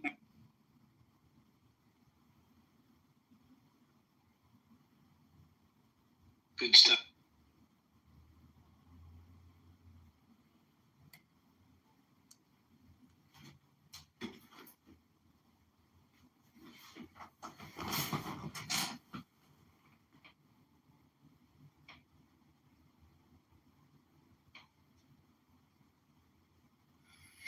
He was a World War II hero.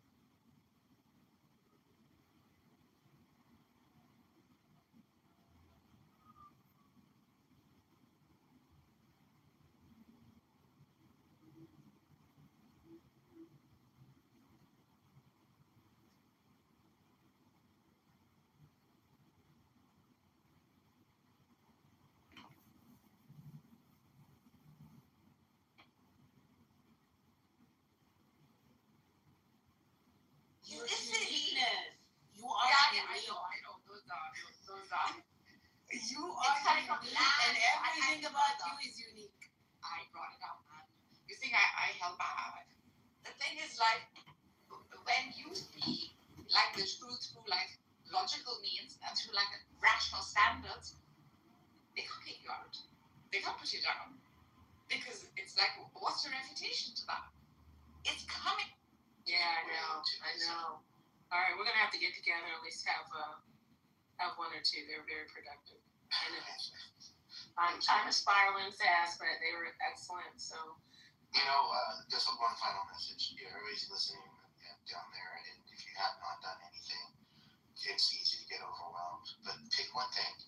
Just pick one thing and do it, and you'll feel better. And then when you think about it again, think about, I'm going to print some that. Shalom. How are you? No, you're not. I know we have divorce and all that, but give me a pension, goddamn.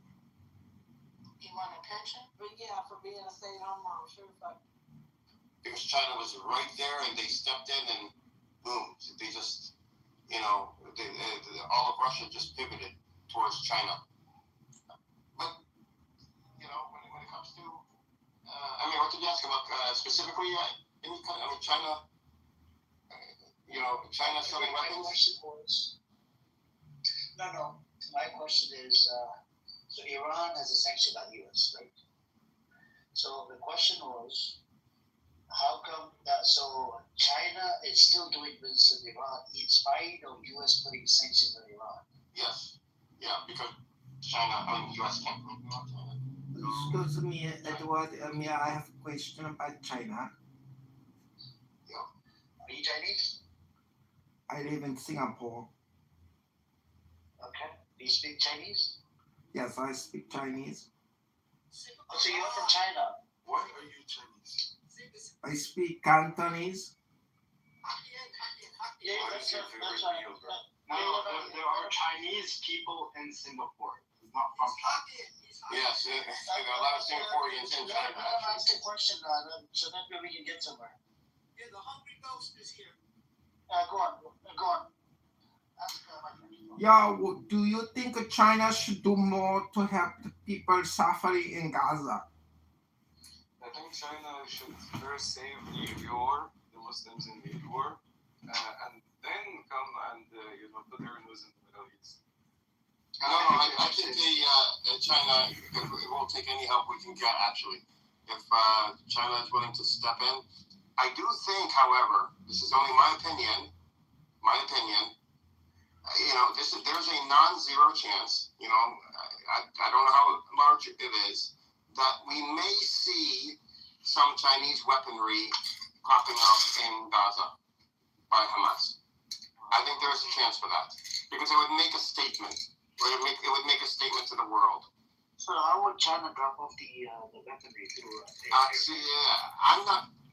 Listen, it's been 2 years now. Getting real money. I'm not. They ain't gonna get the real money. There is not a tunnel running from Gaza to deep into Egypt. You can't do it. There's no way.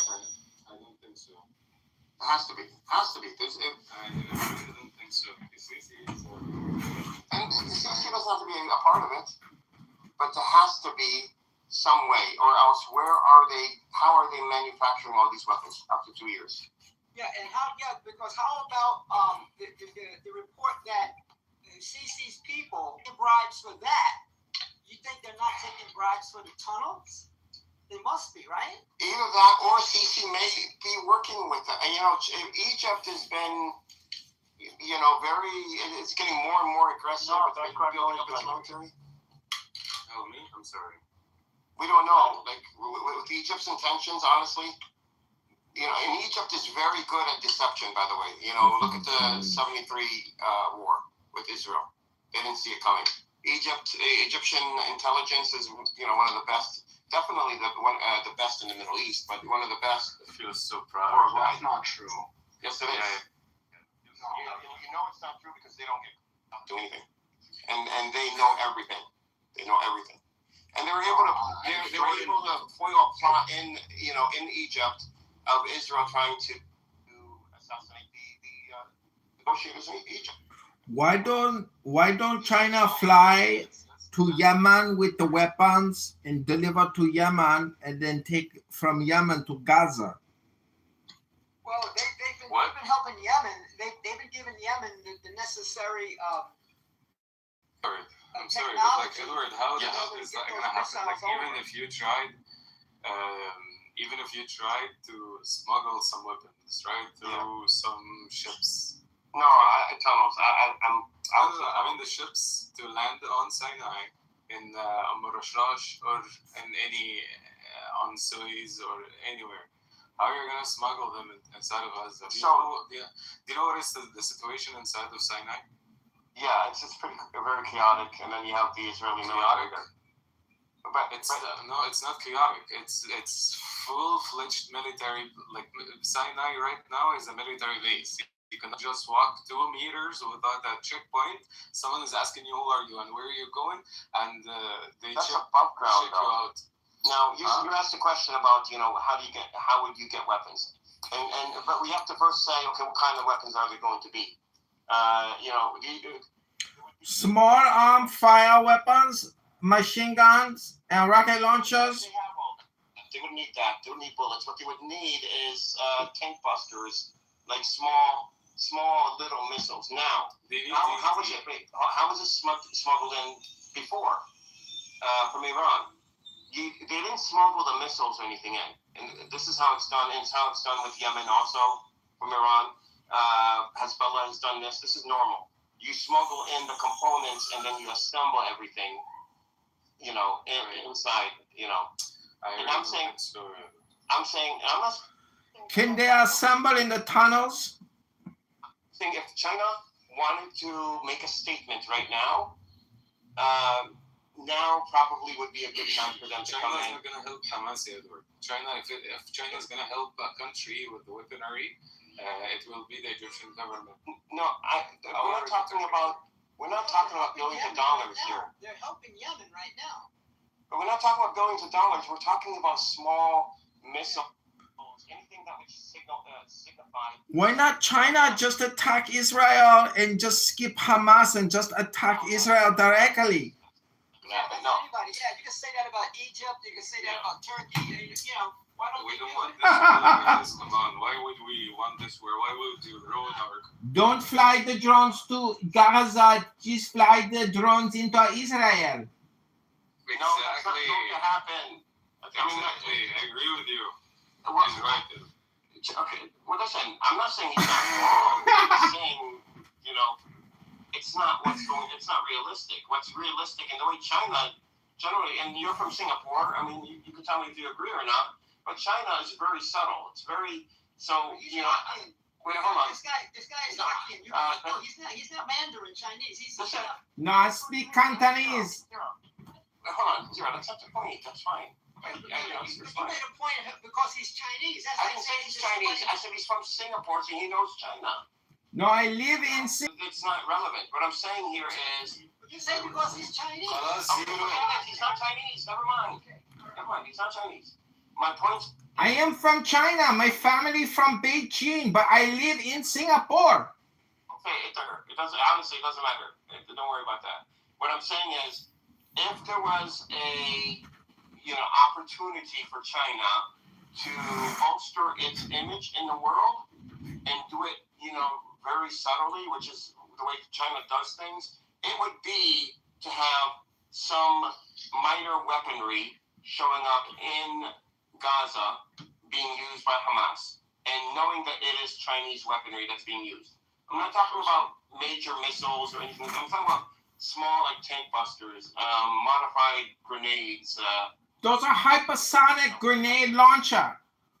Grenade launchers, yeah. What do you say, hypersonic? Hey, I said hypersonic. Yeah, the missile must be hypersonic, or you can't penetrate the hard underbelly of the tank.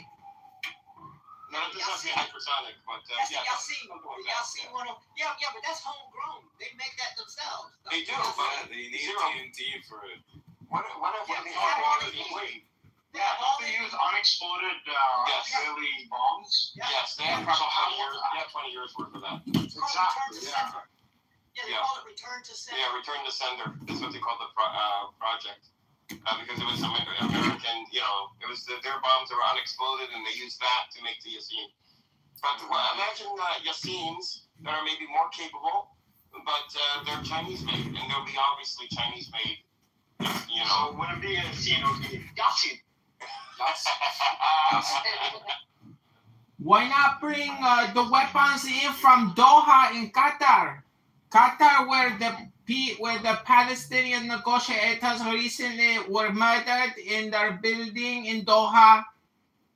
No, they didn't kill any they tried to. Noah? Yeah.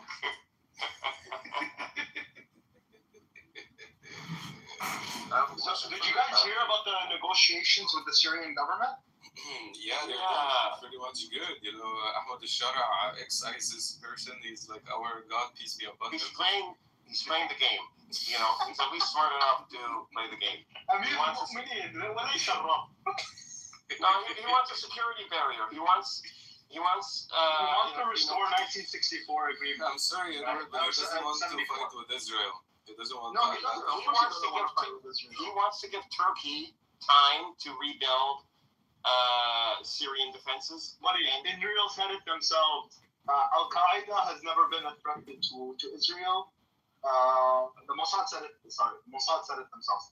Al Qaeda has never been a threat to Israel. They've never attacked Israel. The only time that Islamists actually attacked Israel is when they apologized for it. The only apology they got. Yeah, when ISIS shoot a missile there, but the second they went out and they were like, we're so sorry. Yeah, extremely apologize for it was a mistake. I'm sorry. Noah, you don't have to fake an Arab accent. You have one. I'm not faking. You did. You're faking it. I'm not you faking. Have one. Okay, خلاص, I'm going to speak with my with zip ones. I speak, guys. Okay, Yes. Let's see which speak is bigger. Oh yeah. Let's do a Singapore guy. Okay, but Edward, I'm sorry, Edward, but I don't think what you're saying is realistic. With all due respect to you. Why? Because we part of the smuggling even small weapons to Hamas throughout so-called. Listen, I didn't say it was I said a non-zero, meaning it could be 1%. I don't know. This is only my opinion. That 1%, I don't think it exists because how are you going to get it in?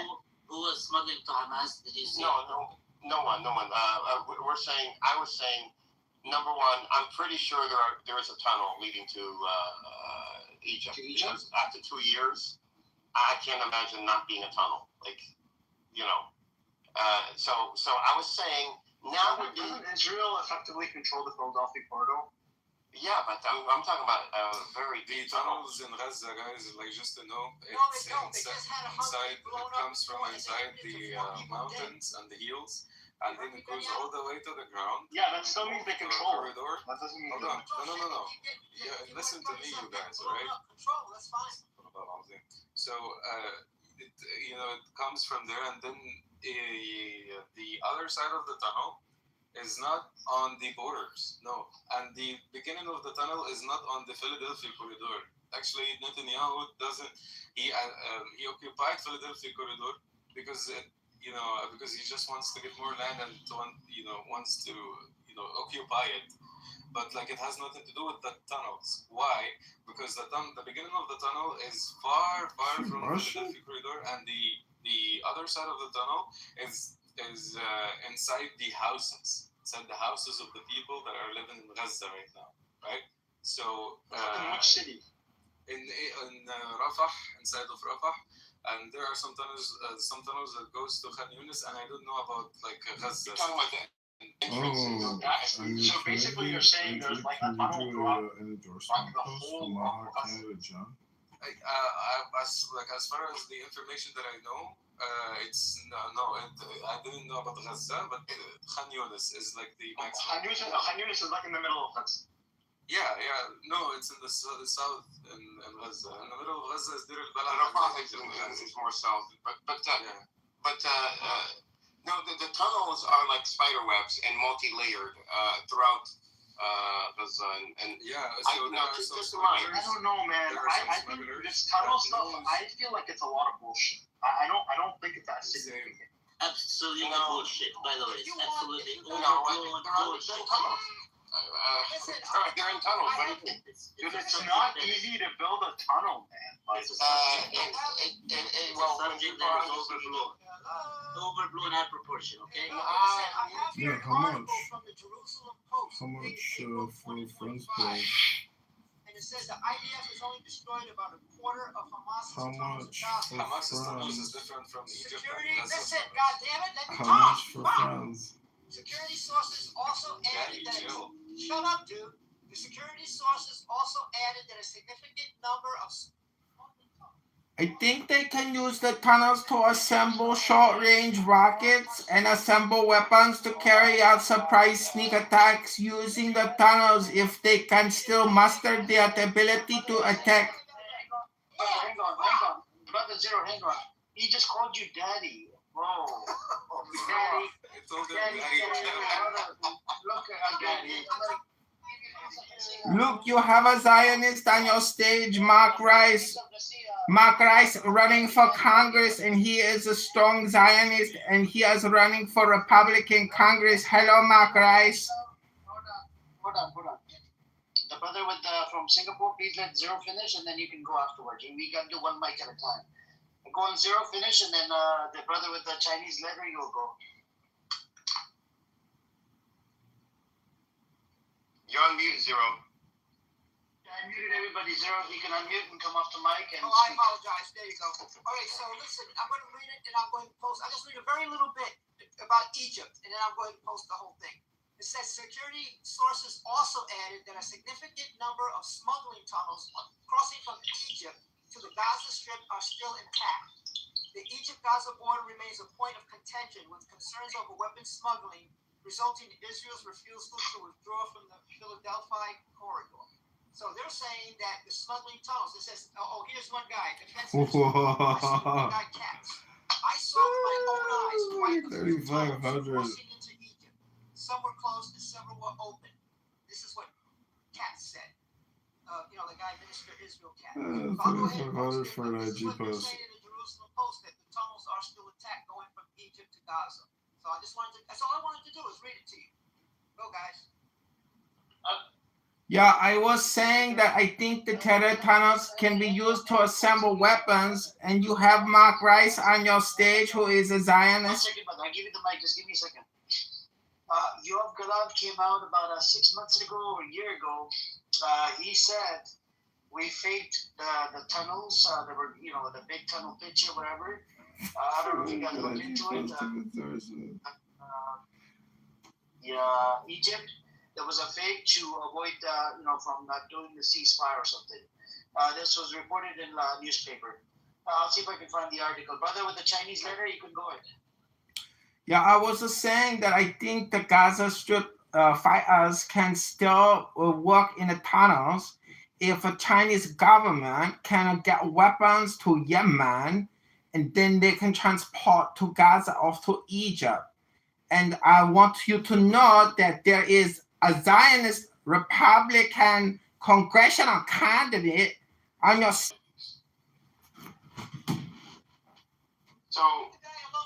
Yeah. So you guys can also go over two things. One, we have videos of that were on YouTube. I don't know if they're still there, but I think a lot of people have seen them. Muhammad Sinwar, after Yahya Sinwar got out of prison Zionist, John. in the mid-2010s. They were driving a truck in the tunnels. And he's showing them the tunnels, the new systems that they've added in the tunnel system. And they were driving a truck, and you could, drive two trucks, one going, it's like it was a road. I'm listening to a Clubhouse room right now, and they came from China. There was at least one video that was leaked there. Now, if you put into GPT or Claude, whatever you use for AI, the current technology that we have. Yeah, they can use AI to figure out smuggling route for the weapons. Let me just finish. The current technology that we have, we could only penetrate the ground like 20 or 30 meters or something like this. And the Hamas would have known what the state of the current detection technology would be. So they would build most of their tunnels deeper than that, and they can because of the soil composition. It's sand, it's very uniform, and so it would. And to reinforce the tunnels, you would need cement, and I can't for it would look like rock from the surface because it would be a very blurry image. So you have that, and then now you have the destruction of Gaza. All that, metal, all the, I can't for 200. Makes it impossible to see under in the ground unless you're clearing areas like the roads or whatever. But otherwise, it's nearly impossible to see or it is impossible to see what tunnels are, even if they're close to the surface. But you can put this in GPT. I mean, that's what I did. That's why I learned about it. Yeah, I'm just saying that as I see the tragedy happening, I can't understand why the Chinese government isn't spending more time and money to bring peace to the Middle East. And if that means giving more weapons to the fighters in Gaza, then do it. Find out how. No one disagrees with me. I think we'll see something made in China popping up in Gaza. They used the cornet. But I think that's Russian, isn't it? I think that's Russian. No, but it's been modified by the Chinese like over 10 years ago. So. Oh, okay. Yeah, the problem. Why you call cornet? They use it once in a while. Yeah, once in a while. Yeah, you can't really use them because Gaza's so small. It's hard to use them. Well, no, but you also need them to take off, and you need I'm pranking them. tanks to be They know who I am, but they don't know who I am under this profile. They could have been China. It's so congested. We forget how. But they blocked me out of the room because they don't want me recording them discussing terrorist promotion. Dropping it right in the hatch, like they just did. They just killed 4 soldiers. It's a live stream audio. But, I mean, it's in Clubhouse. Like the howitzer, like artillery. It's an app called Clubhouse. This house is called Amir's Room. It's called Israel on Trial. Sanders drops the G word. It's hosted by a terrorist promoter called Amir and Edward. Edward lives in Dearborn, Michigan. Amir lives in California. It's adaptable. They've been reported to the FBI multiple times. And again, you have to carry them around. I don't think so. Stealth?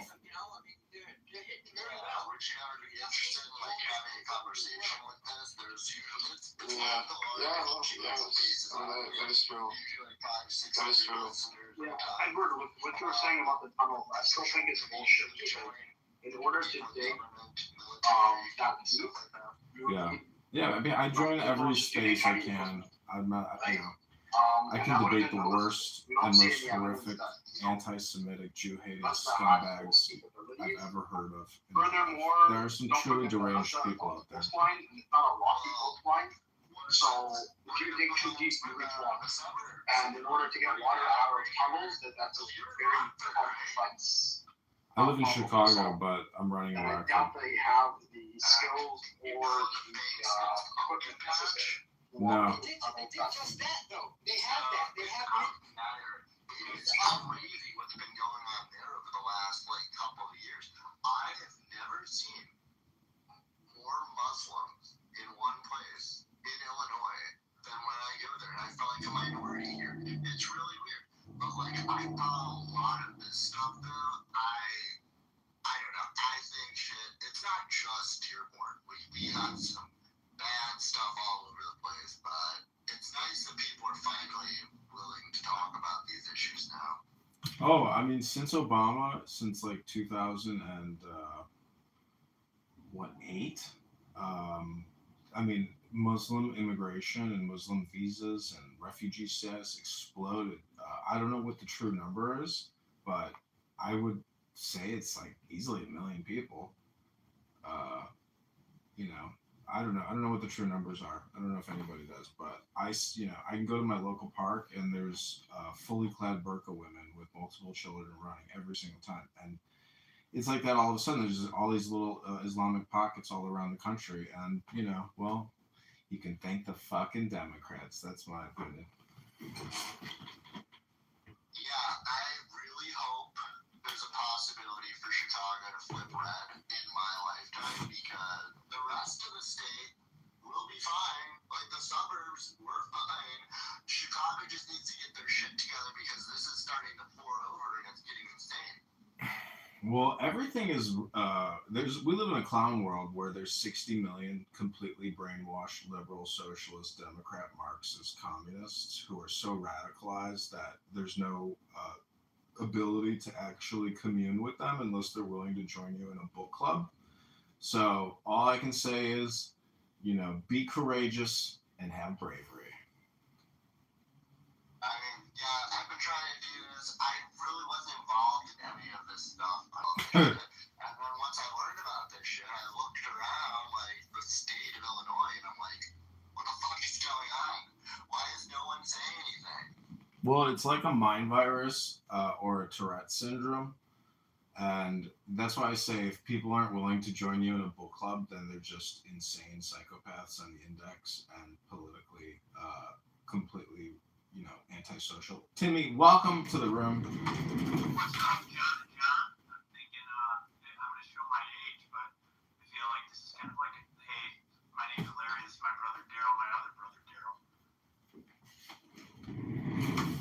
Hey, have you got that one, or did I show how old I am? What movie? Is that a movie? It's a Bob Newhart show back when we were really young, or maybe not older than 43.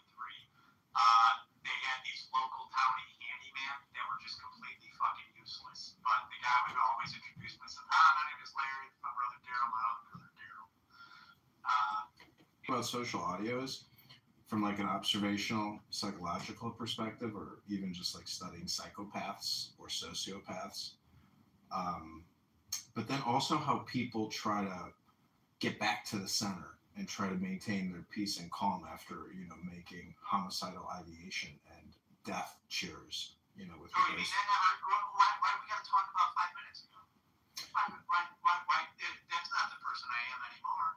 You get those types of responses from shit they've done even like 6 years ago or 3 years ago, let alone the Charlie Kirk stuff. Yeah, nothing's new under the sun, and everything that has been said has already been said. So, I record everything I do on social audio. Like, I have over 25,000 YouTube videos of Clubhouse rooms, which is a lot of African Americans discussing political topics. And the most psychopathic, happen to be gay black men. They seem to be the most dangerous people in terms of like capital surveillance and making recordings of people.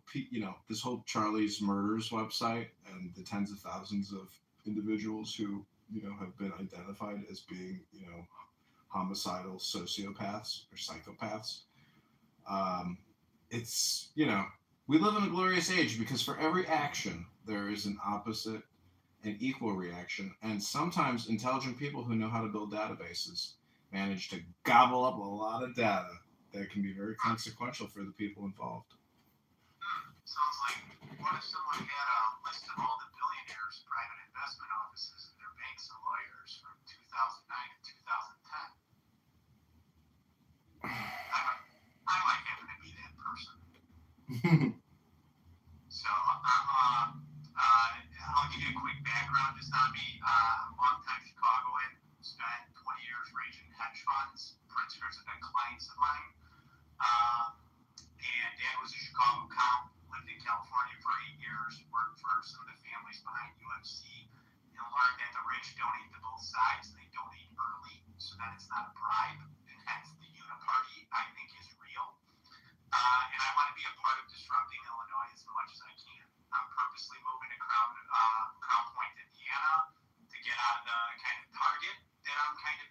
I am going after political officials, trying to go with their financials. But I'm also trying to just give the men of Palos Heights their balls back. That's the other goal. Yeah, it's fun to play the game of being the leader. But, there's just, I don't know. I think just so many people are so hardcore brainwashed that getting through or changing people is an impossibility. So social media is the way, but, censorship is real. Deplatforming is real. I have had many YouTube accounts, X accounts, and Instagram accounts that have been deleted just because I'm posting things that I happen to screenshot. So it's the thought police we live in. I'm against fascism. I'm against communism. I'm against Democrats. I believe in, a Republican form of government, which are constituted and contemplating it. And a lot of people are just here for the dopamine and the really ineffective leaders. But the whole thing comes down to borrowing and spending. And the government has this amazing wand that it can just keep rotating and circulating. And really, our entire government's budget is nothing more than a letter that says, we agree to continue funding the government. Sign here, everybody. That's it. It's just all basically done, on a note. So it's up to us, I think, patriots, to essentially be forensic accountants. And I've been using Grok a lot to examine HR acts and identify the specific corporations tied to those acts and the dollar amounts and the communication coming out of the people that work at those organizations or in our government. And there's just a lot of, private events that happen that the public doesn't know about, or who's there or why they're there. And, but nonetheless, the longer you speak, the quicker you become a hypocrite. So thank you for being here. I'm candidate John. I'm running the 16th district against Darren LaHood, a debt super creator who's been in office 10 years. That's over $20 trillion in debt that he's voted on from deficits and HR acts. So I'm just here to play my role and hopefully get on the March 17th ballot. So I'm a debt guy, and I can maybe help you even more with some of the debt they took out. Meaning, as far as following the money, where it came from, I had a thorn up my ass about Penny Pritzker and her role in the Great Financial Crisis, connecting her to Mayor Daley's brother Bill, who was vice chairman of Chase Bank, which loosened all the lending standards for mortgage-backed securities. And Penny Pritzker crashed Superior Bank. She kind of started subprime mortgages. She lost a shit ton of money for Harvard. And then she also got into the Obama administration, part of the Rebuild Ukraine. And there's a big fight right now that no one's paying attention to with Bill Pulte, Scott Bessent, and the Fannie Freddie Federal Reserve. And all that shit comes back to Chicago, University of Chicago, and the Pritzker family. So I might be able to connect some dots to the local level up to some of the higher money if you ever want to go down those rabbit holes. Yeah, I mean, let's do it right now because, Penny Pritzker, the Pritzkers, their billions, their manipulation, their lies, they buy the spectrum, they buy the medium. I used to work at Google. Pritzker dominates the election cycle by buying every available fucking ad space there is. So he's got real powerful money and mind control capabilities. So yeah, I mean, post anything you can. I will repost it. If you want to do a space dedicated to Pritzker, we can do that. Create the room, or I'll create it. And let's continue exposing the Illinois political industrial complex, because I really do believe that platforms like this and doing real organizing and intelligent usage of our time and our words is capable. We can do this as a higher level intelligence together on platforms like this. So there's opportunity here to manifest real change in the real world. I just posted in the link to one of the Grok articles. It'd be helpful maybe if you and John could read through it and then kind of just tell me what do I need to do to translate it to layman's terms about like why a person person could be concerned. Because a lot of my family thinks I'm fucking crazy at times when I start talking about some of the people that I've come across and my bosses have done business with. I want to do that bread train right there. So I've done a lot of background on this already, and I've been helping Flip Chicago Red also, trying to report these people for mortgage fraud. I reported Stacey Davis Gates 2 weeks ago for reporting just sketchy shit she did with her South Bend property. And I want to arm people with just reporting everyone for mortgage fraud, because all of them think that the local politicians have been investigated for mortgage fraud, and they haven't been yet. All they did was complain about it. They didn't report it to the FBI.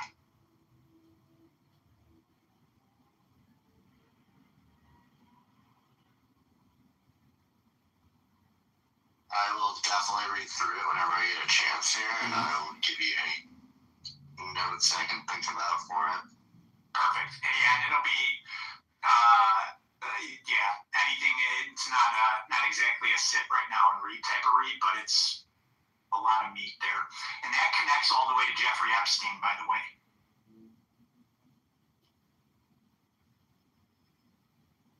Yeah. You know what?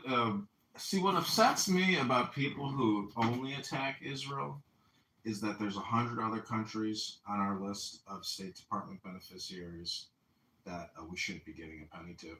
But if I was to give $1 in international expenditure, it would go to Israel. In my opinion, I mean, that would be my number 2 choice in the world. Maybe Canada, because they're our neighbor. We should be best friends with our neighbor. But I'm not anti-Israel. I do, support Israel and in their fight, to end terrorism in their lives. So at the end of the day, you just gotta remember, there are a lot of Jews don't like when you say it, but there are more Jews who live in America than in Israel. And amongst all countries in the world, Israel, as small as it is in the top 5 for the amount of American citizens living within the country. So, I don't know, it's weird that these people try to separate these 2 countries. You gotta bring it back to the money always, because the problem I find, I'm Catholic, and I watch people taught when they get their big chunk of money is wealth preservation.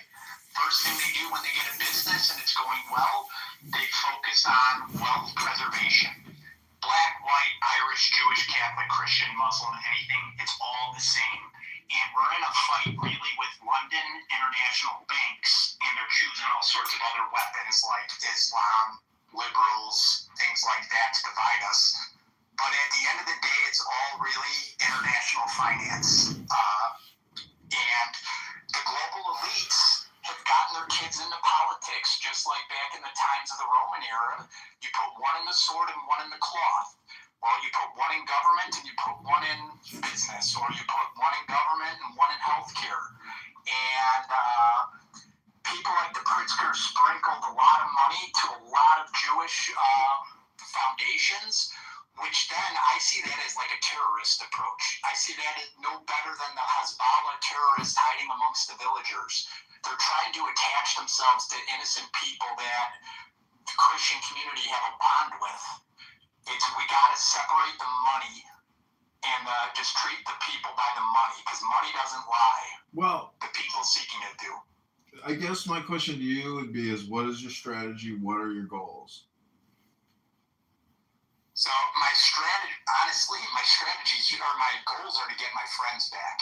That's my goals. So I've been attacking mental health, poking holes in the science, and I've been uncovering all of the data Republican money flows that people I know work at NGOs. So I've been waking some people up with that.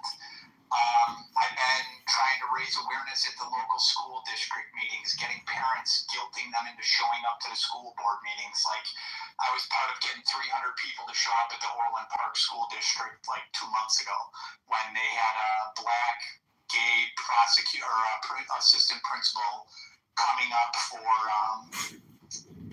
he had an Instagram post saying, it's hard not to look this cunty or something like that. And I was able to get people up in arms. Honestly, I I just want to try to help fill holes. I know a lot of money stuff. I know a lot of the stories behind the scenes that nobody knows with the Chicago families, just because they co-invest in private equity and hedge funds together, but they may not be holding arms on the stage. Honestly, I want to just raise awareness of the Aspen Institute and its involvement in Chicago schools. That's my end goal. So the Department of Education spends $250 billion a year at the federal level, but because of all these property taxes in this country, we collect over $1.1 trillion a year in taxes that fund our educations in our cities and our states. It's an insane number. It's the same amount that we actually pay now on the national debt, which is over $1 trillion a year, which is the same as the NDAA or the Department of War. So I'm all about accounting and forensic analysis, because if we keep borrowing $2.1 trillion a year past the $5 trillion a year we're collecting in taxes, this is a runaway money train, and it's a race to the bottom. We're digging a hole. And, that's the messaging I hope to bring in the education, and USDebtClock.org has it perfectly tabulated. Thomas Massey has it on an API on a Wi-Fi pin lapel that he created because he's an electrical engineer. So we need the smartest ideas, the most compressed communication of intelligences, and, hopefully the time won't be wasted. But a lot of this is reputation building for political campaigning. And I've been recording Clubhouse for 5 years, listening into what Democrats say. They have been inserted into YouTube. They've recently filed privacy complaints against me, and YouTube takes my videos down. And these are people who are celebrating murder, chaos, anarchy. And I don't support that, but I support citizens being aware that we are entering, and we always have lived in a dangerous environment. I've taken the train downtown to Chicago hundreds of times, and I can assure you, I've nearly been murdered, and lots of people die on the trains in Chicago. So it's a dangerous working world. We all know it. And I'm just praying for everybody's peace and health and wealth and love and, prosperity and abundance, because it's terrifying to think that you won't have abundance because we're completely broke and we're completely in debt. But the truth is, all debt, it gets negotiated. Nobody wants to kill each other over debt. So I'm not really terribly worried about our national debt. I'm using it more as a political tool to try to wake people up to the wasteful spending, the ridiculous spending, the irrational spending. And we need a balanced budget act in this country. So if I get into Congress, the two first pieces of legislation that I will publish and propose is a balanced budget act, as well as defunding the big, beautiful bill. And the amazing thing about Grok is it even creates the HR Act name for you. So automated legislation's here.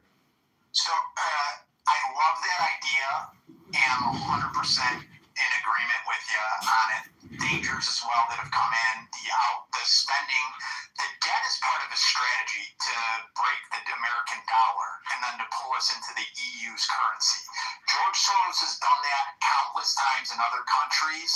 The Pritzkers were a part of 1991 color revolution to try to overthrow the Hungarian government and remove their super veto powers. So the debt is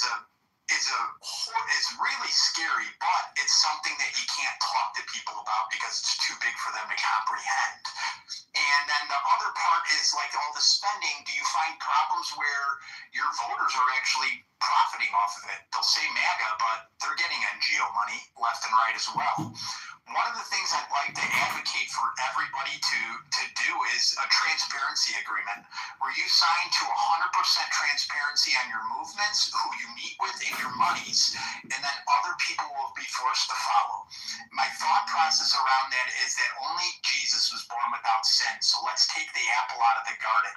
And if people have radical transparency, you're going to be wrong. You're human. But I will toe the line and support you if I can understand the methodology of your mistake.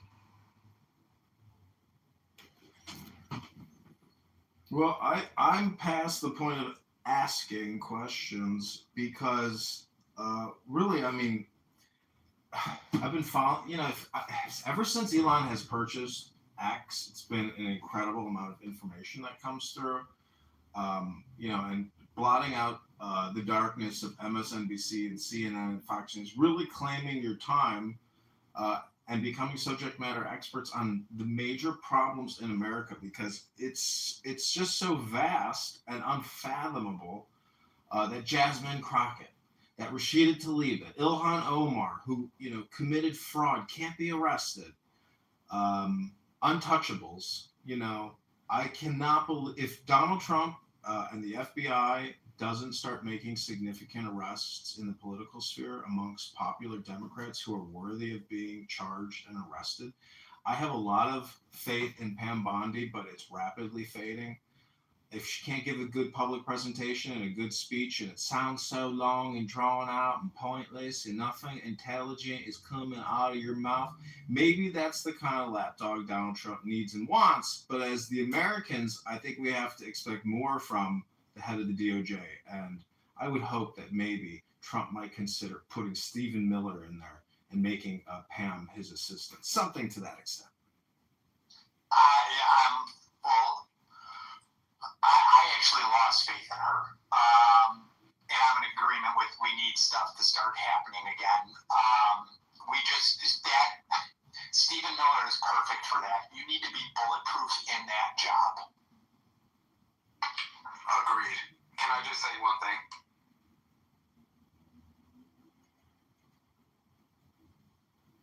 Yeah, you can. This is Candid John. Welcome to the room. Invite people to the room. Share the link. Copy, paste it in your text messages. These are real people having real conversations. I agree. And we all need to say, Hail Hitler. Well, you may worship the devil and Satan in your life, sir, but I pray for your peace.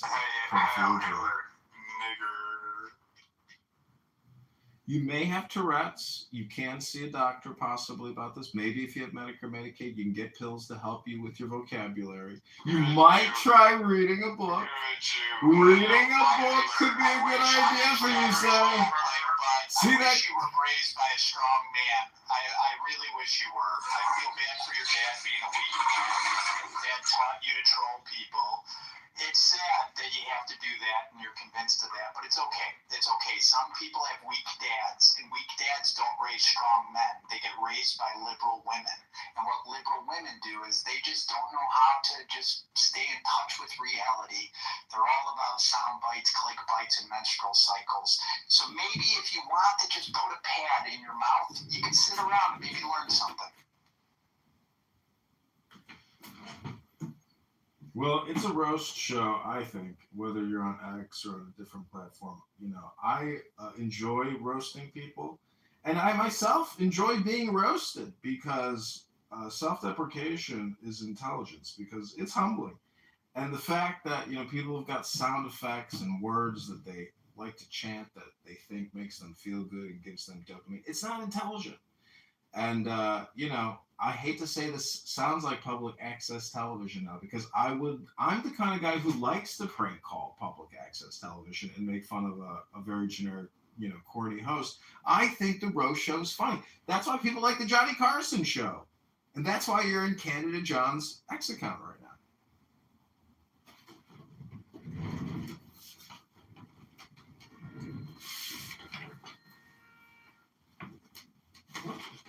So, it looks like we lost our visitor.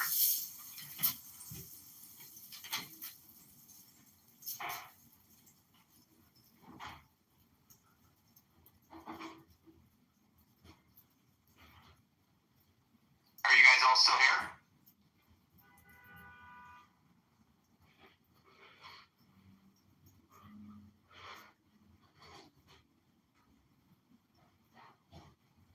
Yeah, I can still hear you. Alright. Well, John, maybe it'd be awesome just kind of hear what you need right now, I guess. You need signatures. What else do you need? Like, what type of grassroots stuff can we do to help you? The other thing that I'm curious about, too, is I would love to hear if you've got 5 years of Clubhouse recordings and conversations. what type of systems, what type of processes, what type of repeat bad actors do you see? Because, like, one of the things I was just kind of thinking in my mind as you were saying 5 years, I'm like, oh, you must have seen lots of hand gestures, brand new teeth, and thick black framed glasses. That seems like, you know, the liberal starter kit whenever I see them press conferences. But yeah, would just love to see kind of some of the systems that you've seen or the repeat things that they're using against them. Yeah, I have been relentlessly recording, and I've had 40 Clubhouse accounts over the past 5 years get deleted by Clubhouse. I've had at least probably 5 to 10 YouTube accounts get clipped, dozens of Instagram accounts get clipped, but I just keep recording these people because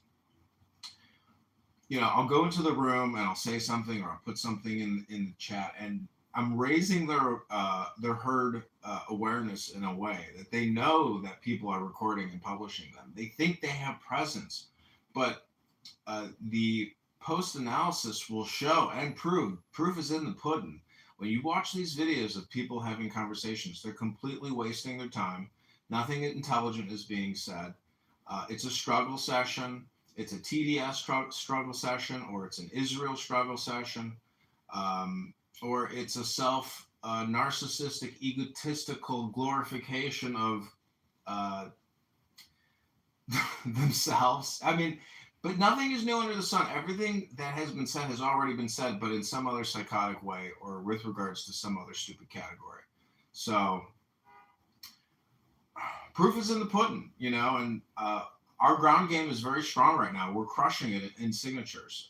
We're at 530, probably will be at 700 by Sunday. So I think we can get to 1,000 signatures plus, and we will present the Illinois Election Commission with a thick stack of petitions signed by real people in Rockford, real people in Bloomington, real people in Peoria, unlike the Republican GOP, who will print out their petitions and probably just copy people's signatures because they don't actually do any real work to get these signatures. They may go and have it circulated and get the real signatures. But the point is they will challenge every single signature that I present to the Election Commission, and they will make me, the candidate, go into their own database and search out that signature of that voter and defend their challenges. And there's multiple challenges for every signature.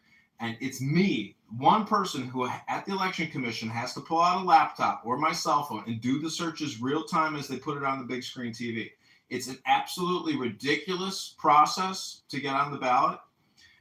It is overly complicated, overly burdensome. It is ballot access tyranny and traitorship.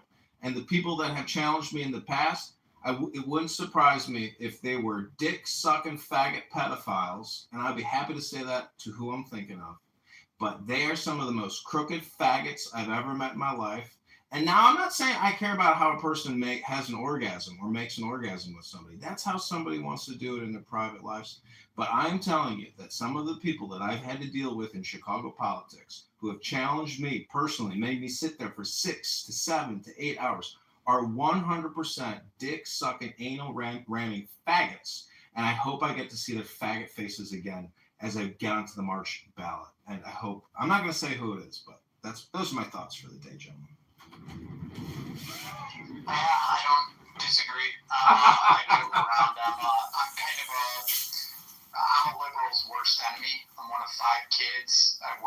My dad worked for the city. I got into the hedge fund business. I have 2 siblings that are gay. One is a gay guy, has the mind virus, living in Boston, and my sister lives in Omaha, and she's common sense. And I use that word like I did in the 80s and 90s, and I continue. And I say it the same way I meant it back then, so I'm not offended by it.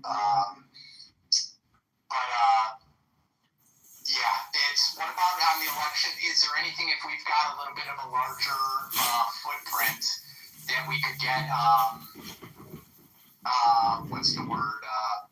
maybe awareness to some of that election fraud? Can we get eyes on that maybe, if you know some of those things? I've published it all. I have all the court documents. They took me to court twice. Stella Richards, the 45th Ward A committee woman never showed up to court. They sent some scumbag greaseball attorney and his scumball greaseball son who intimidated me and threatened me and insulted me. I recorded it all. I filmed them. I took photos of them. I published it all. You know, I don't have much of an audience. I can regurgitate the posts. You can read over all the legal documents. You can read over all my legal responses and motions. But at the end of the day, all that matters now is getting as many signatures as humanly possible to present the Illinois Election Commission for the 16th District against Darren LaHood. And we are getting there. Obviously, more money would be great, because then I could hire more people in Peoria and hire more people in Bloomington and have one person every day trying to get 100 signatures. I mean, getting on this ballot and getting through the challenges is a monumental task. Even if we got 2,000 signatures, there's still a chance that they'll be able to object to and reject signatures at scale. So we don't know how the results of all this signature gathering will ever turn out until the actual challenge, and they put it up on that big screen TV, and some woman says, "Signature number 1, district, do you accept your challenge?" You know, it goes one by one by one. It is the craziest, most obscenely obnoxious process I've ever gone through in my life, because it's not automated. And you, the candidate. Quick, sorry, quick one. Did you guys see Marjorie Taylor Greene join for like 30 seconds? It could be a fake one. It could be a real one. Yeah, it's not the real one. Are you sure? Because it said she was following me. Well, it's possible she jumped in. Alright. Sorry, I didn't know if you knew her or not. That's why I was asking. It seemed... Well, I'm surprised you guys even joined. I mean, I've been creating X Spaces forever, and no one ever joins. No one ever looks at it because the discovery function isn't there. If you don't follow somebody, you're never going to see the room.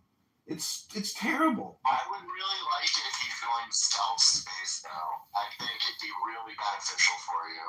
I agree. It'll seem like it's like a ADD session, and it is. It's hard at times to get certain topics, but I've connected with some insane people that have just followed me and then messaged me off of comments in there. So she's got an audience. Well, you know, I have had it out with some of the people on this app because they've transferred from Clubhouse to here, like Maven, I think her name is, or the former Goldman Sachs employee now retired. They had a falling out with Hazel Mays. They're on opposite ends of the table. You know, that Diligent Citizen, when he does his whole Grok AI thing, it's like, and then also the way he can talk to people is so off-putting that he's hard to even listen to.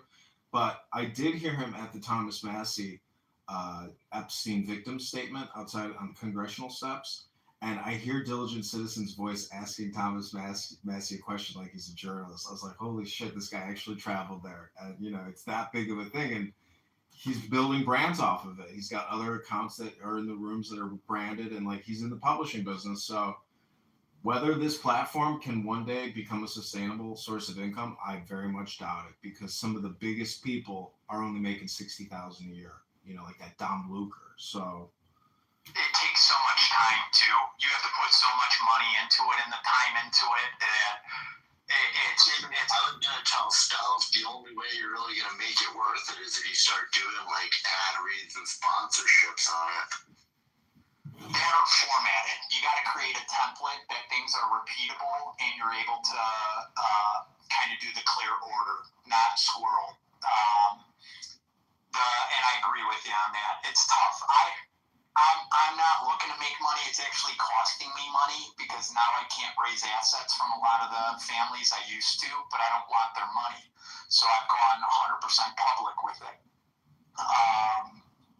But like, I didn't know anything about the Denizen guy. Like, I literally actually thought he was a good guy 2 days ago. I was in a space, and so I know no context. He just let me talk. I follow a lot of these people. I know all the shitty people on this app. I'll take your word for it. What I'm getting at is just simply, I was able to talk for 30 minutes about Epstein and Penny Pritzker with the Grok app, so it was productive.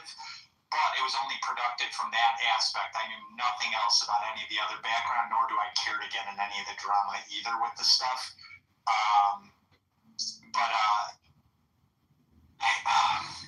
Yeah, you're right. You're right on it, because he's got to do a whole bunch of other crazy random shit. You can't just do the cause and make money.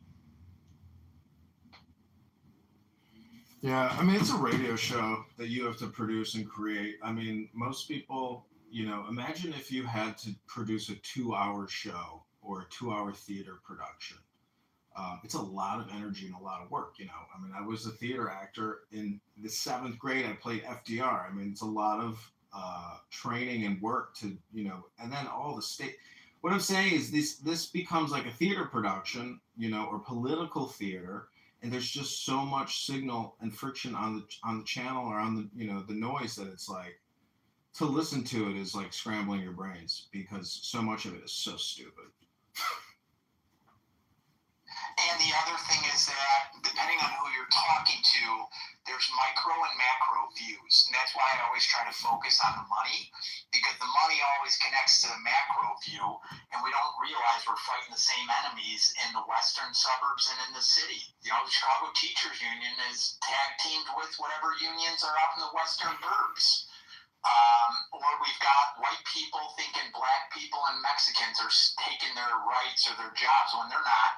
It's the illegals, and then they're creating these complex processes or policies. That actually would be awesome. Actually, it would be awesome if we did laws, policies, and procedures, and we started educating people on what's the difference between a policy and a law, because so many people follow illegal policies. I just want the roads fixed and the tollway system to be done properly. But that's money laundering right off the bat. The roads, they could just simply pave over the roads for a fraction of the cost every year before doing major construction. And they're able to launder money, paying inflated values for cement, paying inflated values for this, that. There was I think it was called K-12. It was a road paving company in Illinois. The guy got sentenced to jail for like 9 months because he's been stealing 3 inches off of our roads for 15 years.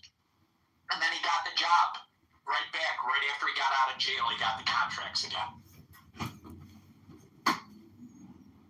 Yeah, I mean, priorities have to be set. And what's amazing about Grok is, I told you that I'd like to put forth legislation to defund the big, beautiful bill, but I started just by individually defunding corporations. So I'm a former Google contractor, and I can tell you that it's amazing what you can do with Grok. You can defund Google, you can defund Apple, you can defund Pfizer, and have Grok AI write the HR Act for you, and even label it and brand it and market it and create 10 bullet points for you. So our legislation can be fully automated to reverse what we're doing. And the basis of any real economy is not borrowing and spending and giving we the people taxes.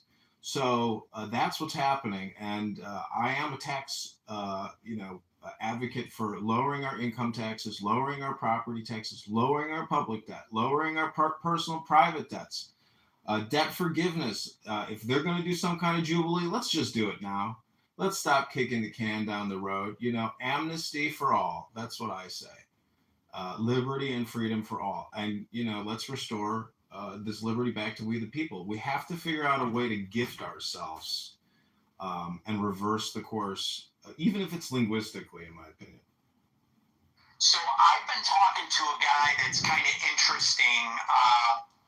He's a linguist. He was a music teacher, and he wants to try to set up organizations where we have a constitutional lawyer in every state or every city.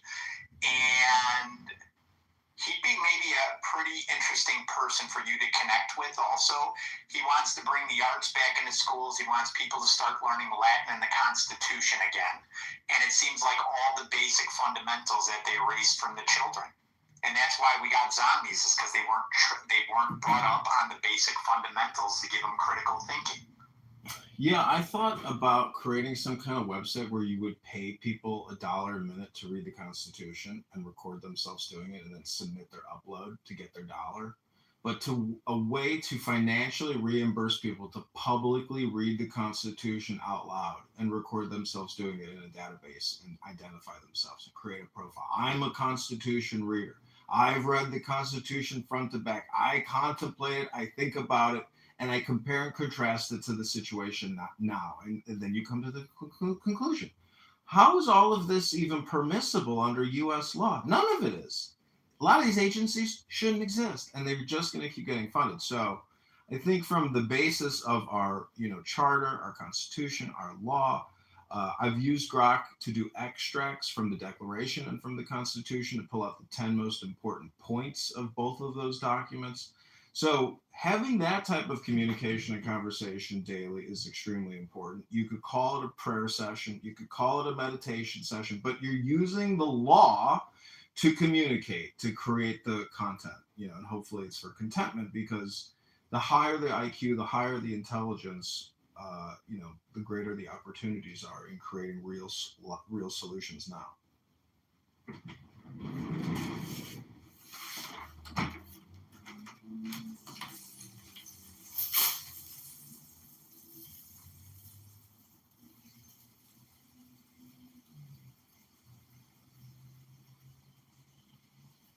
Hey, Elder John,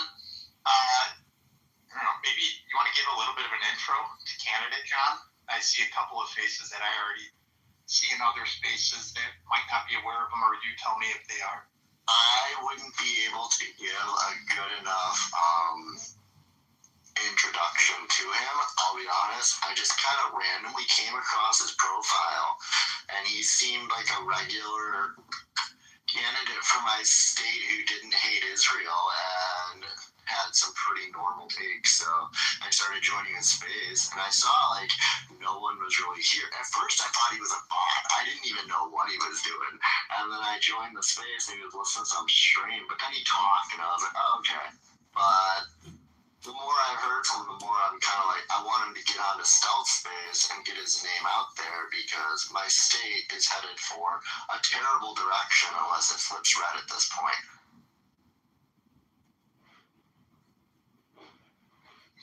John, have you talked to any of the people from Flip Chicago Red?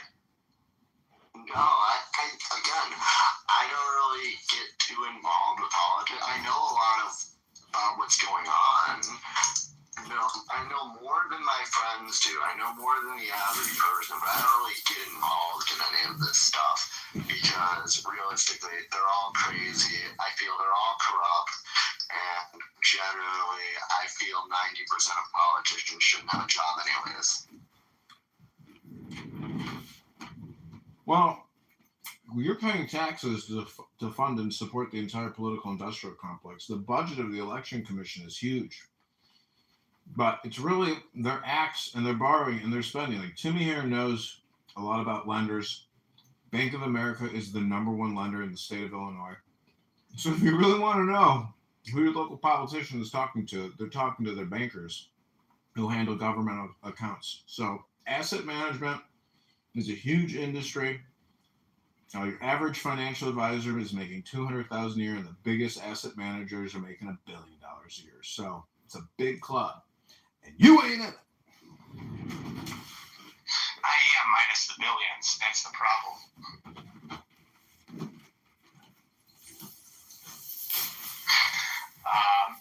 Yeah, you're spot on the asset management is it's the secret beast, and that's what's also handling all these NGOs, and that's what has them spending our own money on everything. Candidate John, are you familiar with the Flip Chicago Red? Could I make intros to any of them? Because that might be a great resource for you, and they've got a good following in the Black community on the south side of Chicago. Yeah, I repost their stuff. I've never messaged them directly. My picture right there with Danielle Carter on my profile pic. I can. Hey, Howard!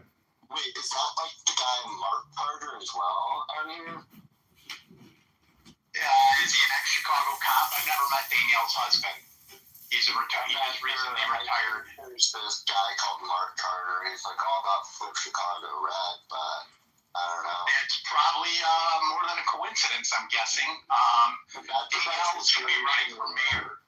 I want these people to also speak with Reverend Dumaswamy because these people believe a ton of this insane shit on the internet where they're being like told all this bullshit by Black Hebrew Israelites and other people. So I don't really know what to do about any of that at this point. We just gotta stick our hands out and bridge the gaps in the communities that support as well, but they got out, they were fighting every one of those drag queen library lunches all over the place in Beverly, and I was shaming my friends. I go, how come you got Black people that you try to live far away from that are defending your kids in the public libraries? Shame on you. Yeah, I took out a state senator, Natalie Toro, I think her last name is, but she was going to drag story hour library sessions and promoting them and cutting cake with them. And, you know, she went from being a teacher to being a state senator because she's a pretty girl and she knew the right guy and she got appointed the position. She didn't even run. There is a real cronyism, but it's really Democrat industrial complex. Tony Preckwinkle and the budget of Cook County is absurd. I think it's like $8 billion, $9 billion annually. It's so much money. And these crooks have been in charge of it for 20, 30 years. And it's going to get flipped. It's only going to take a feather to do it. I'm 100% convinced that eventually the Democrat industrial complex will eventually get flipped. And it's going to cause major chaos, really, for the Chicago Teachers Union. But you're in asset management. I mean, how much are we borrowing right now to pay out on pensions?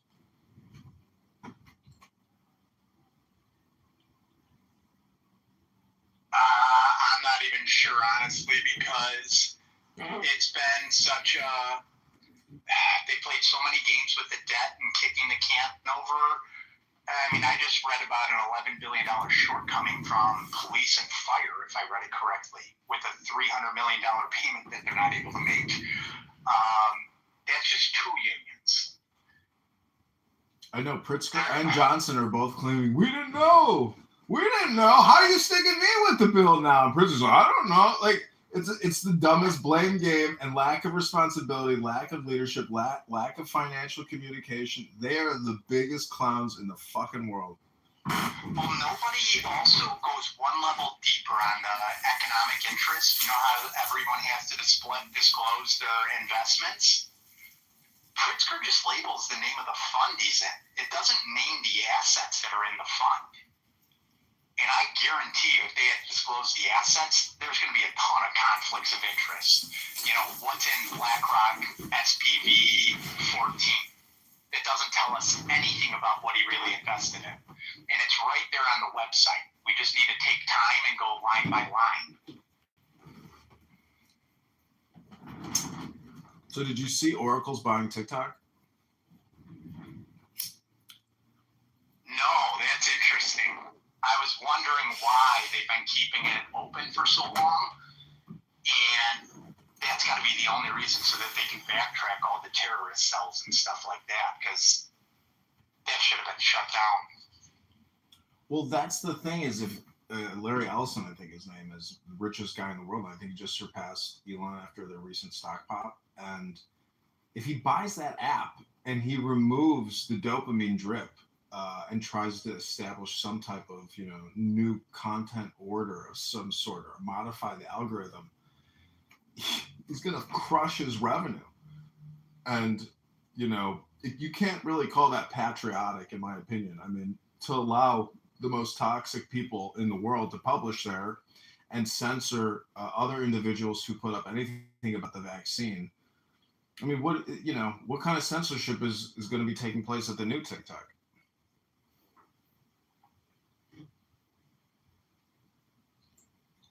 I don't know, and if you think about it, it's a little concerning from Larry Ellison, too, who owns a shit ton of land in Hawaii. His son is buying Paramount, CBS, everything. So, like, he's about to take over a really big chunk of the media beyond TikTok. But maybe they make TikTok a DARPA product as well. I think that they're spending way too much money on content. And I think it's going to backfire because look at this platform. Look at Clubhouse. Look at YouTube. YouTube's doing $50 billion a year in revenue now.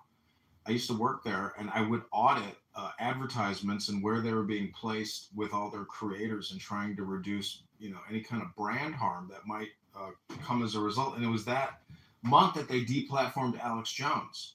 And when they fired me, they said, "Do you know why you were being terminated?" I said, "I have no idea why. I thought I was doing a great job." They said, "Did you look up Alex Jones at work?" I was like, "Holy shit, you guys are firing me for looking at Alex Jones on YouTube?" And then some girl with a BLM t-shirt walked me out and waved me goodbye. I was like, is this reality right now? I was like, I can't believe what's just happened. So anyways, the boogeyman is real, and in my opinion, it's the liberal mind virus, and it's permeated everywhere, and there's over 60 million Americans completely brainwashed by it. Oh, yeah. Because I don't even know what the numbers are. I bet you were at 1 out of every 5, maybe 1 out of every 3 people are on some sort of a mental health pill.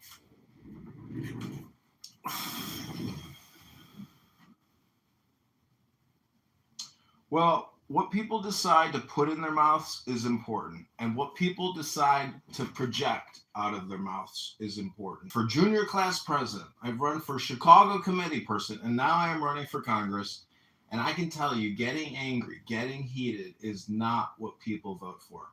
The voters vote for an ability to bring peace, contemplation, intelligence, respect, understanding, selflessness, and kindness.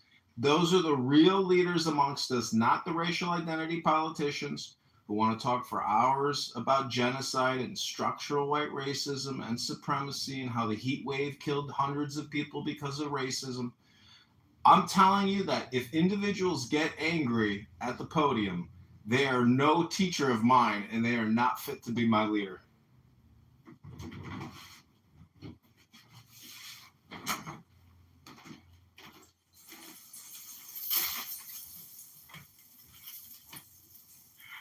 Yeah, you're spot on. I mean, think about the Bill Clinton re-election.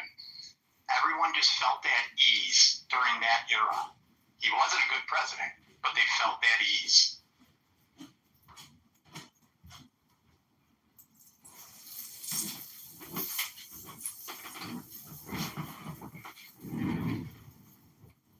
Yeah, higher IQ, higher EQ, higher EQ, higher IQ. They go together. The more intelligence you have, the more you realize how much wasteful energy it is to get emotional over conversations on the internet. I like to call it road raging. People want to go on social audio and road rage to get their dopamine fill because their lives are so fucking terrible and boring and they're not getting enough sunlight and exercise. So, it's all one system. Your communication is a projection of your health and your intelligence, and individuals who just want to spew their toxic, words and their propaganda, they're trying to fill the void that they have in their lives. But the truth is, America at 37 trillion in debt and 100 trillion in unfunded debt liabilities is not being run like a business still. It's a simple analogy, but this government ultimately will have to make the decision to either run like a business or just keep passing off counterfeit fraudulent notes. I am not for passing off counterfeit or fraudulent notes. I am for full transparency and running this organization like a business. And the way you run a business is at a profit. And if you can't turn a profit, you hope to break even. And that's, the essence of the campaign that I'm running on. So have you, 2 questions for you. If you ran through, what happens if Chicago declares bankruptcy? It might declare bankruptcy soon. And then the other part of getting the police in, what can we do to get a forensic audit, I guess is what I would like to try to work towards. Like, what type of smoke can we bring to get federal investigation into Illinois finances? Well, see, even the forensic accounting investigations, which cost millions and millions and millions in audits, they themselves are a waste of money at this point. So Alderman Gardner in the 45th Ward, accused Brandon Johnson of spending $6 million on a PricewaterhouseCoopers audit of city financials. It's just another waste of $6 million. The mantra you have to repeat is stop borrowing, stop spending. You can't spend if you can't borrow. So if you can't borrow, you can't spend. And where are we borrowing from? Bank of America. That's the #1 lender in the city of Chicago. It's a big business because BOA knows that they can just raise your property taxes and that will pay the note. So, you work in asset management. Is Bank of America, should we allow them to continue lending to us? The politicians are the ones that sign the agreements. In the country anymore since it became B of A and got sold overseas. No, and it started in Chicago under LaSalle Bank, and there's a big family, the Nines family or Steins family, that still have their hooks into the whole city, and no one knows who they are. No, Bank of America should not be allowed to transact anymore. JP Morgan should not be allowed to transact anymore. These people are allowed to commit crimes. They get charged $100 million fine, but they made a $3 billion profit. I would take that layup every day. I was in the Army with Ivan Samstein, who is now the chief financial officer at University of Chicago, and he's a mortgage bond underwriter and a bond trader, and it's just a big business. And the point is, the property taxes are only going up, and people are being. Hang on. That is very interesting. I did not know that about the CFO of University of Chicago, which is ran by the Pritzkers. And they've been doing a lot of money laundering through mortgage-backed securities in mixed-use multifamily developments. They're basically doing a genocide to the black people of Inglewood and Kenwood and everything like that as they expand the University of Chicago's landscaping. There might be some stuff to look in there. If you could message me that name, or I'll remember to look up the CFO guy. That could be a string I could tug on. Well, no one's going to vote for a politician who's trying to stop individuals who are voting for accomplices. So I know a lot of people tied into the Pritzkers, and their web of despair goes everywhere because they have that much stinking money. And their name is littered all over this city. And I think that, change is coming. No one likes Brandon Johnson. There is no effing way he can win a second election in the city of Chicago. People hate him that much. And people can waste their money on all kinds of polls, on simple questions. The Sun-Times asked 1,000 people, do you support Brandon Johnson raising property taxes? 10%, 1% said, yes, we support raising taxes on ourselves. It's the dumbest people asking the dumbest questions. There's no intelligence. And sooner or later, massive change will have to come because it's total bankruptcy. So you can't continue spending and borrowing more in bankruptcy. It's a consolidation effort to keep what's left or what's viable. So future congressional leaders, not only are they going to be legislators, they will have to be debt negotiation specialists on behalf of the U.S. people. Because we, the people, will face bankruptcy negotiations, and your legislators, your Congress people, your senators, who technically should all be lawyers, which they're not, in the same way that judges are also not all lawyers, as we've recently seen come out in the media. And here in Cook County, you don't have to be a lawyer to run for county judge. And it's all about petition harvesting and gathering signatures. And it's a Democrat industrial political complex. People murder people, get out of jail the same day, no cash bail, go back and murder their wives, murder their lovers. We live in a cashless, bondless society where Democrats are unleashing murderous, terrorist criminals back into the society instead of housing them in jails. What are we paying all this money for the jails for? Because the same families that own the jails also own the criminal ankle monitoring services. Straight up. So they're making money on both ends, and they also own the largest female halfway house business in the country. They're doing human trafficking, and the ankle monitors are owned by a guy named Lars Windhorst, if you want to Google him. He's like a fucking James Bond villain. Debt guy. Mortgage backs are not credit default swaps. And they're doing it on purpose. Like follow Tom Dart literally said to Judge Timothy Evans, who should go to fucking jail, said that we cannot handle any more of these criminals anymore. We can't have any more of them put on monitors. And you're going to have to start monitoring themselves. So, like, University of Chicago funded brand new ankle monitors that Kim Soros signed the contract for in 2019 to do a study that has been erased from University of Chicago's website, their social justice crime lab bullshit that Stephen Levitt leads. And they talked Tom Dart out of using the old criminal ankle monitors when it was only meant for people with, like, DUIs, not people that raped women and cut people's heads off. So that's another thing that I did. I have an email that I sent to Eileen O'Neill Burke.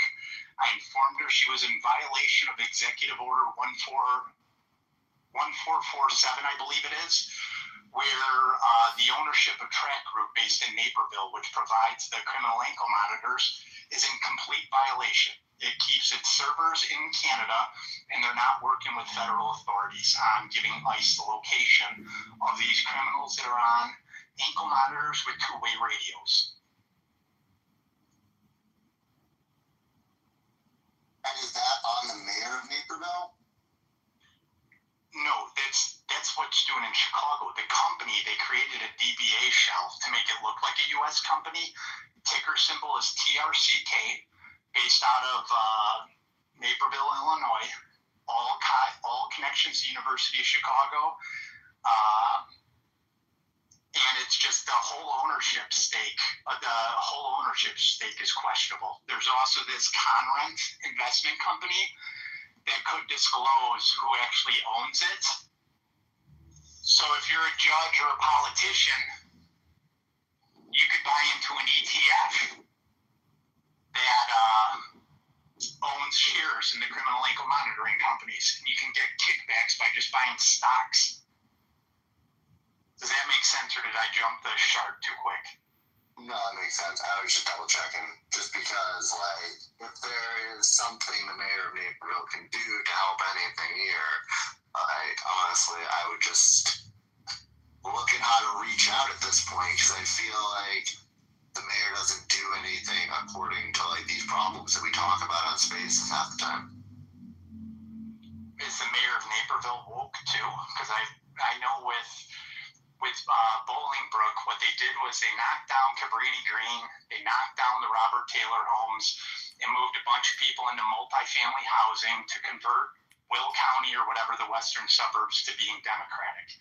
As far as I'm concerned, Timmy, the amount of mosques that have shown up, you may as well be woke. Makes sense. That's the multifamily apartments going up all over the place is the way that they're overtaking our voter bases too. Yeah, but that's a whole different subject of just how that demographic grows. Is it a different, is it that, or is it Pritzkers also have a bunch of multifamily developments that they're doing, and they're co-investing with the universities all over the country, which gets them free leverage. They'll donate to the University of Chicago, and then they'll get a senior role on the investment committee, and then the endowment starts investing in whatever it wants.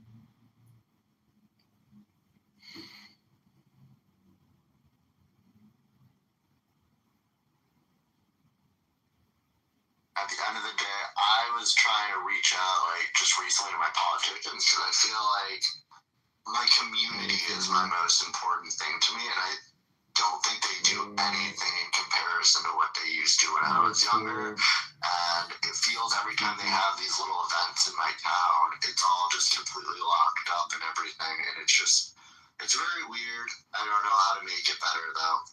It's communist. We need them out. They're doing it on purpose. They don't want people with critical thinking in attendance at anything. I mean, Just think about the way the Democrat National Convention went in Chicago. They made it so hard to get in there. No one even knew where to go or anything like that at all. They wanted only a curated audience. Or look at the Chicago Teachers Union. Have you ever seen Stacey Davis Gates do a real interview?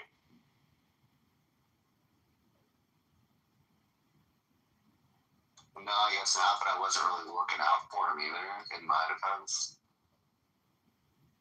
Start looking at that, man. All these little battles are part of the greater war, and we don't realize that. Same people that are trying to make all the anti-Semitic shit come up are the same people that are creating the black-white stuff, creating the trans division and stuff like that. They're just trying to create chaos. They're tyrants, and communism is their weapon of choice this time before they put in whatever form of government they want once they replace us. It just sucks because it's like amongst those under 35, they have no idea what's going on and they've just adopted this personality that they love the idea of communism, but they have no idea what it is. Holy shit, muzzle. By the way, John opened up this space. He's running for office. If I could vote for him, I would be inclined to right now.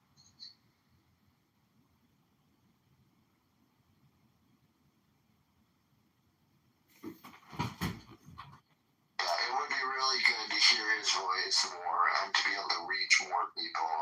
Timmy, with you saying that about him, that goes way beyond. Repost, help each other on stuff. Yeah, and it sucks because like my profile is private, but as soon as like Stealth opens up her space, I'm 100% just joining and then gonna send invites to this guy and hopefully he joins.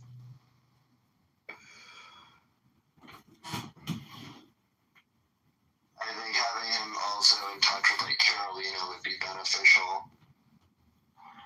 She's a little tough to deal with. That might be a little harder because I never know what story she's working on and stuff like that. They're all great, but you also have to be aligned with whatever they're reporting on to get anywhere with them. So I'm also just not like getting his voice out there more because that's the most important thing. Everybody here has a blue check mark. I've been adding, premium to a lot of my X accounts, and then I'm going to cycle through all of them. So at least everyone has premium for 30 days.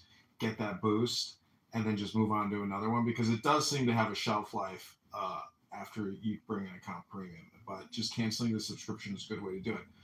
I've got about 60 cell phones here in my office, and right now we have about 15 of them pointed to one cell phone. And that one cell phone uses Anonymous on Clubhouse, which is a feature where you can go into any room anonymously and they can't kick you. So I use that functionality and that premium feature at $5 a month to capture some of the most horribly obnoxious, low IQ, sociopathic, psychopathic conversations with regards to everything under the sun that you could call political. And I thank you all for being here. This is Candidate John. Any other questions for me? We have donors in other rooms because we have multiple X accounts going, multiple clubhouses going. Any other questions for me? We're going to do a hard out at 4 o'clock. Can you share those videos with us where we can post them on Instagram and stuff too? Yeah, you can just Google John Kitover and go to videos, and you can see there's about 25,000 videos with my name in it, because I've got about 30 different YouTube accounts with anywhere from 1,000 to 8,000 videos on each YouTube account.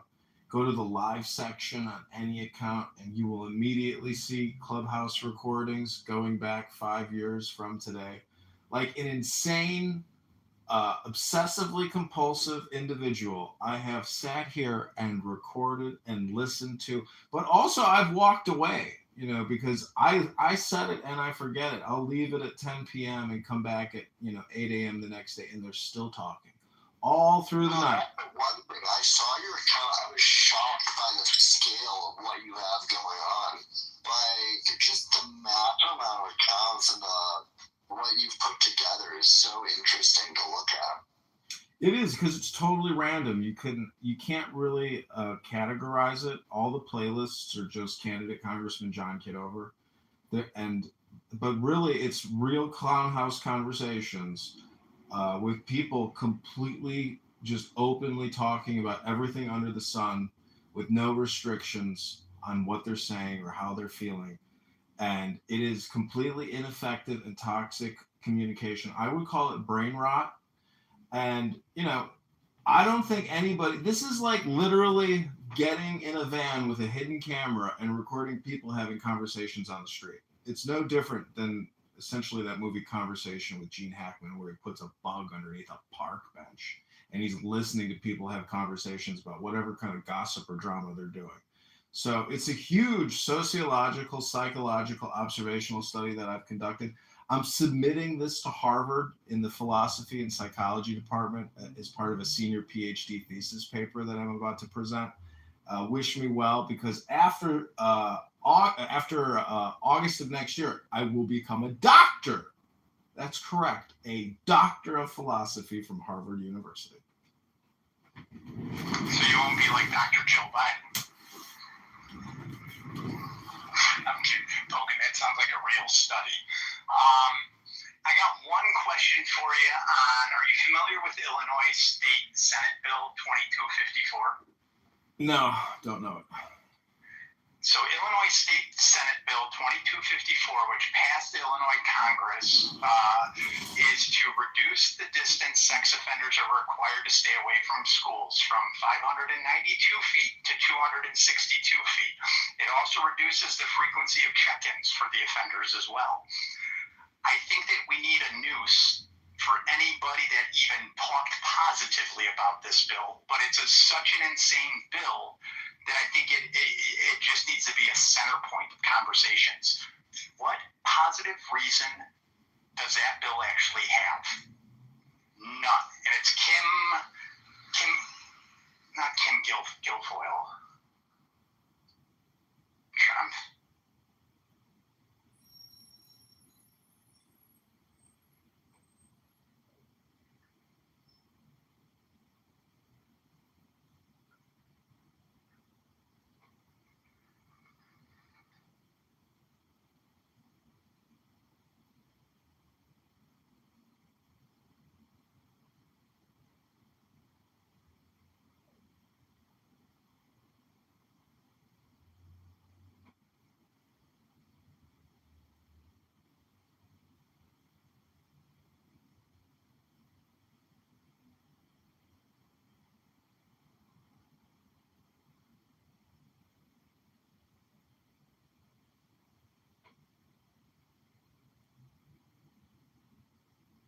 I just posted the bill in the pill also if anyone wants to see it.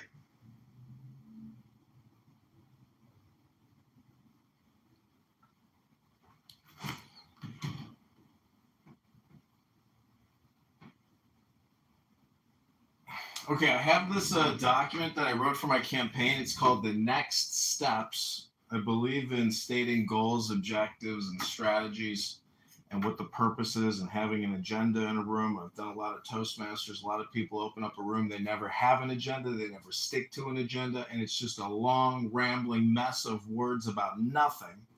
But these are the next steps for the political campaign that I'm running against Aaron LaHood.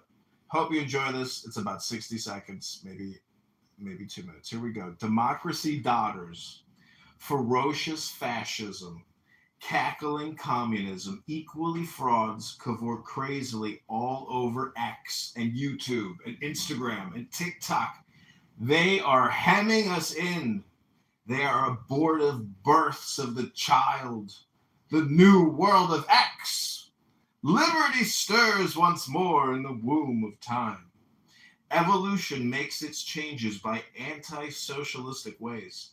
The abnormal man on X who foresees the trend of the political times and adapts circumstance intelligently is laughed at, persecuted, often destroyed by the herd on X. But he and his heirs, when the crisis comes, are survivors. Above us today hangs a danger never yet paralleled in history.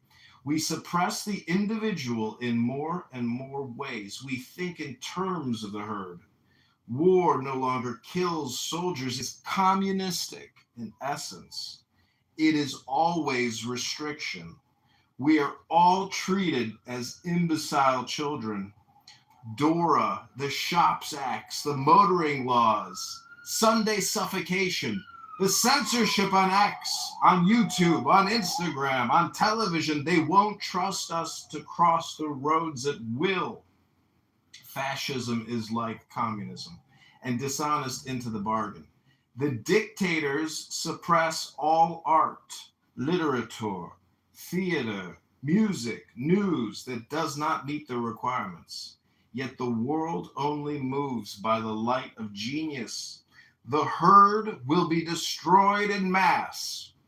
The establishment of the candidacy for candidate Congressman John Kitover is the only way to preserve liberty individually and to assure the future of the race. In the words of the famous paradox of the Comte de Phoenix, the absolute rule of the state shall be a function of the absolute liberty of each individual will. All men and women in the 16th District of Illinois are invited to cooperate with candidate Congressman John Kitover in this great work. Thank you for listening to that speech. Go to johnforcongress.com.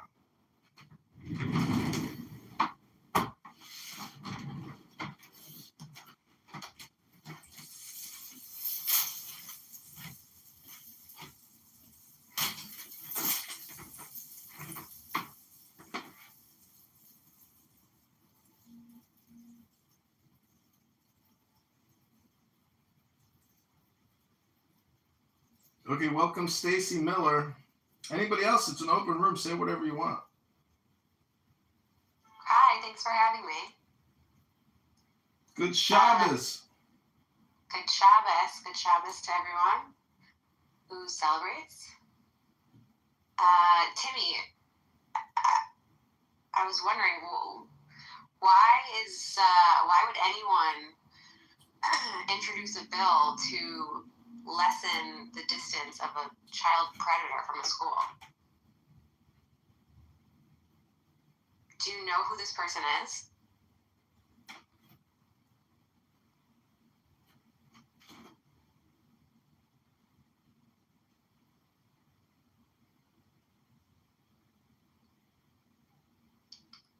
Is Timmy speaking? I can't hear.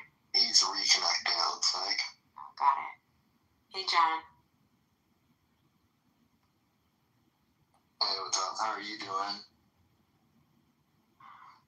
A little under the weather, but okay. How are you? I'm okay. Just, the crazy stuff on this app as usual. Yeah, it's been crazy the last 24 hours, right? The good news is, at least it doesn't represent, regular people. None of my friends are crazy like the people on this app. And I really look forward to whoever was saying it, and I don't know, more and more people talking about putting your country on your X account, because it's crazy listening to all these people from other countries talk about America. I totally agree, and Instagram does it. I mean, it's not listed on the profile, but if you go to someone's profile and there's an about this account option, and it will show where the account is based. If Instagram can do it, Twitter can do it. You can do it. The problem is you have to do it in a way that can't just be subverted by a VPN. I do think Timmy's trying to come back up now.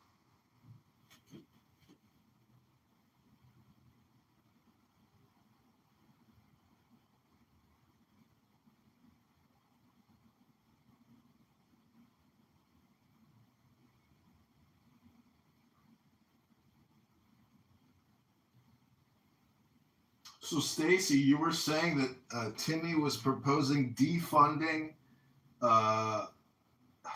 as you put it, child predators from making access with a school. What was your point, Stacy? No. Timmy was saying that this woman, what is her name? Kimberly Lightford, a Illinois senator. I don't know, is that state senator?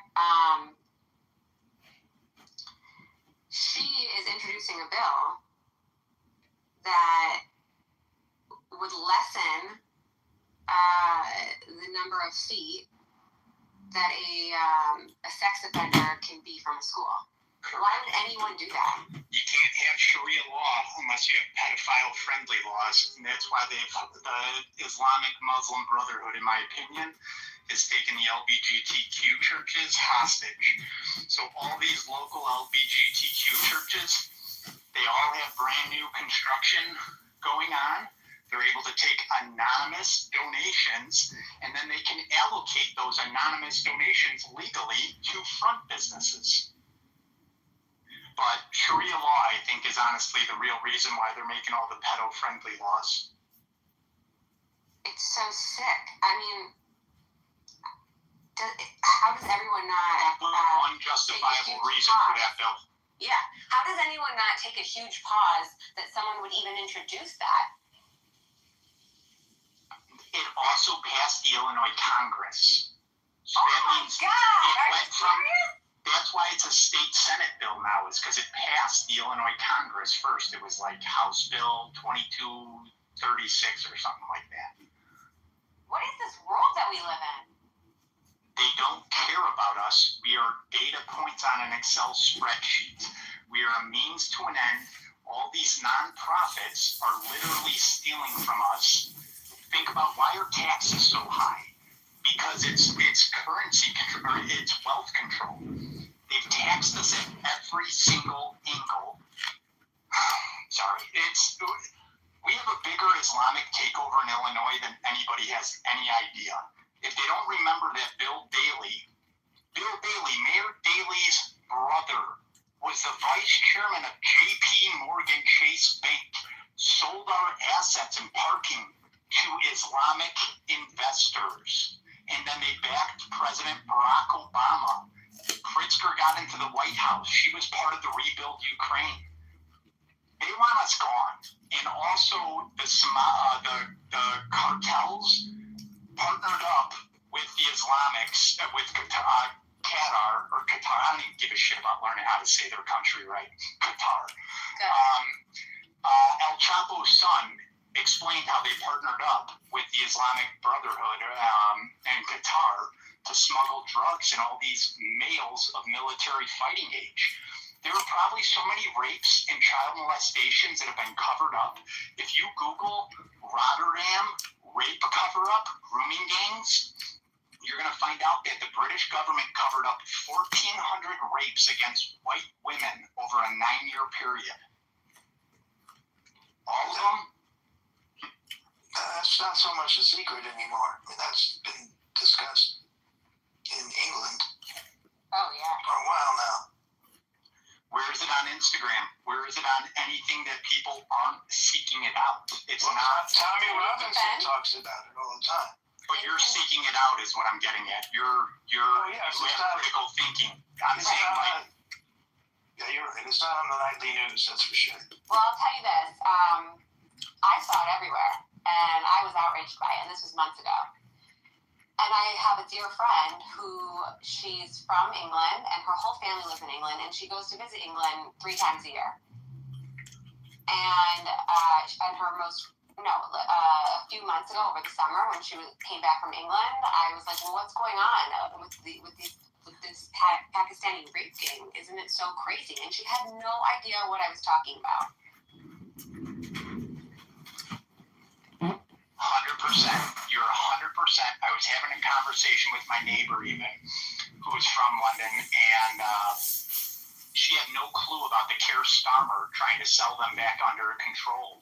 They have no clue about all the stuff that's going on in Ireland right now, too, where they have the Palestinian invasion, and these Muslims are trying to convince them that Ireland is not a Catholic country, that it was settled. St. Patrick's isn't from Ireland. He actually traveled there. Ireland is a constitutionally Catholic country, and the kids are getting brainwashed into it. But in England also, my ex is from a town called Harrow. A 60-year-old man was raped 4 months ago or 3 months ago, walking outside of a church by a Somalian immigrant or illegal. Oh my God, that's disgusting. going on. This is crazy. These people aren't from where we're from, and we can't think that other people think like us. That's the problem. And we have a lot of bad actors. And the other thing is, think about how much people will ruin a person's life now and not even give it a second thought. Like they cut bait because they're a part of a cult. And that's what it is a cult. Throw on top of that mental health medications, the SSRIs. I don't know if any of you saw any of the kids looking like dope fiends during the Adderall, Vyvanse shortages. How were there pharmaceutical shortages? How were there laws that were always so friendly to pharmaceutical companies that just conveniently created shortages so that you had fiends? I know. I don't understand that. Why did they create the shortages? If you've ever gone off a withdrawal, it's pretty gnarly. And then you start thinking, I am ADD. I am this. I am that. They're playing with people's brains, and there is no science behind these medications that they're on. So that's part of why I think that we're not getting any headway with that. If you guys want to follow my Instagram that I posted in there, I'm calling people out. I'm going, hey, you're a nurse. Why do you mix SSRIs I have and an X alcohol? account going. It's the most successful X room I've ever created. Oh, nice. Is that what you're streaming? And I'm sorry, I'm jumping all over the place on you guys. No, it's okay. There's just a lot. It's John Kitover, IL16. To even wrap your brain around all of it. And it's hard to talk about it sometimes because people then just kind of call you racist because they don't know anything about any of this I stuff. can pin it in. Right. Well, just tell them you're the racist. I live in. So I just wanted to know. So this candidate, John, you're in Rockford, Illinois. Correct. I'm running in the 16th district, Rockford, Peoria, Bloomington, Normal. Okay. And so you're running for congressman in the I don't know what Illinois has. Is it assembly or are you running for U.S. Congress? U.S. Congress in the 16th district against Aaron LaHood, Republican. Okay. I'm in New York, but I grew up in Illinois, so when I was there, the original Mayor Daley was the mayor when I left. That was a while back. It was a different town.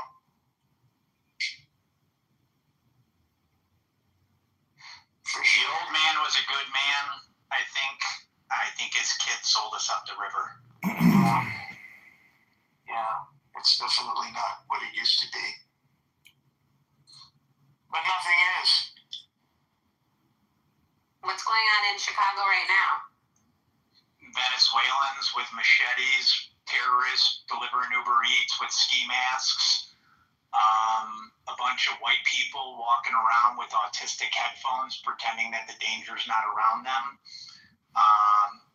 There's so much crime and violence that they're playing games with all the numbers too.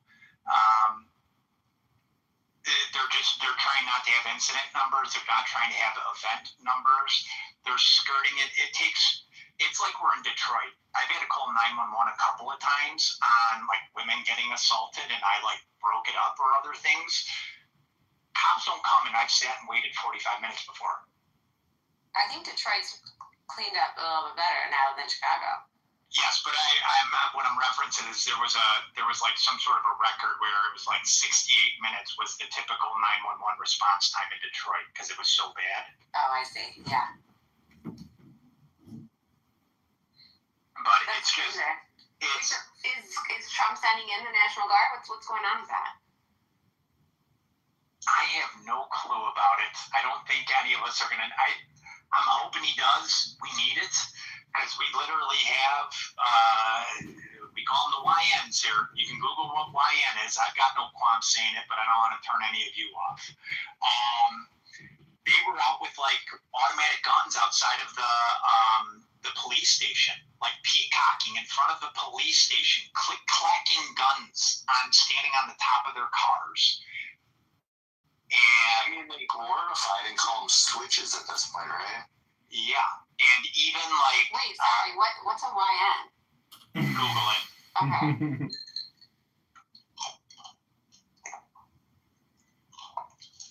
And that's what the black people call them. That's what the gangsters call them too. Yeah, it's a new breed of black team. It's young N-word is what he's saying. So we have Zach here in the room, who is a campaign promoter, campaign fundraiser for my campaign. He helps me in Clubhouse. Zach, welcome to Candidate John's room.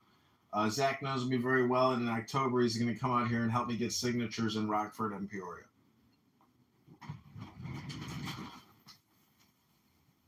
Good luck to you, John. And how it can't continue, and realizes that we plateau. I'd love if, could we ask Carrie, the anti-imperialist, to just kind of share with us any areas that we might be wrong? An Irish girl. I love Irish people, but I'd love to see why it doesn't have an Irish. Well, go ahead. Everybody hit that little emoji and copy the link to the room and text the room to people you know who are interested in politics and having a conversation at 4 in the afternoon. Gary, you want to talk? You're in the room.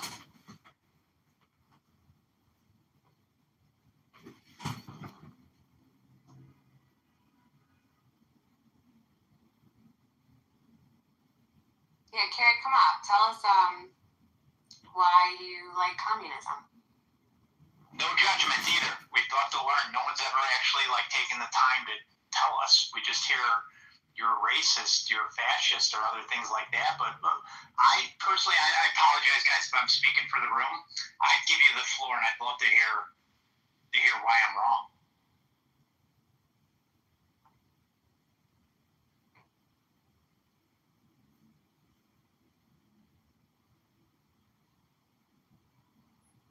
He doesn't seem like a hostile person. He just has his own opinions on stuff. Do you know him or her? I know roughly the same as you guys. He's rarely come up to speak. There's a lot of accusations about him, but it's on him to describe himself.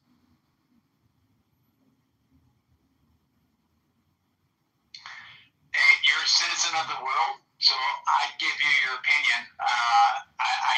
I actually don't want to be at war for the rest of my life, and I feel like constructive conversations are the only way that we find out if we have things in common or not. I'm a human being, so I'm wrong a lot more than I'm right, so I'm willing to change my opinion and mind upon additional data and facts. So, Carrie, I would welcome you to share any facts, any knowledge, or anything you think that maybe we're not aware of.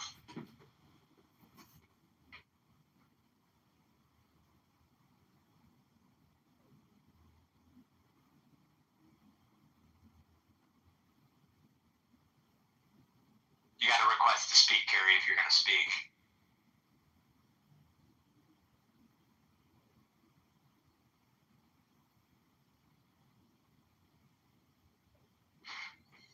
All right.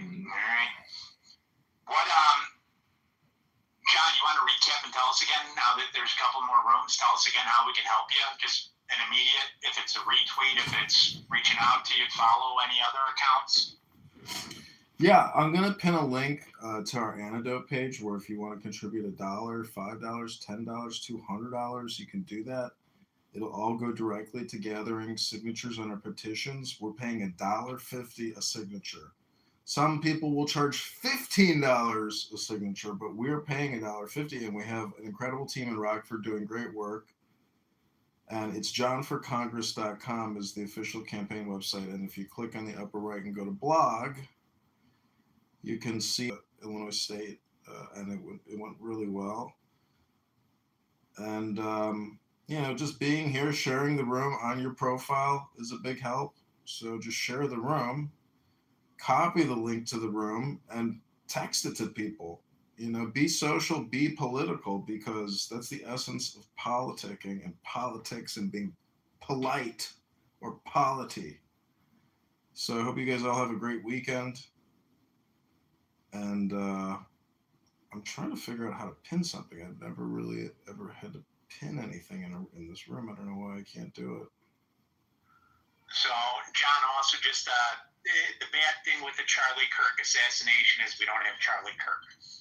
The good news about the Charlie Kirk assassination is that it's opened up communication where I've had people that were definitely Democrat coming up to me now.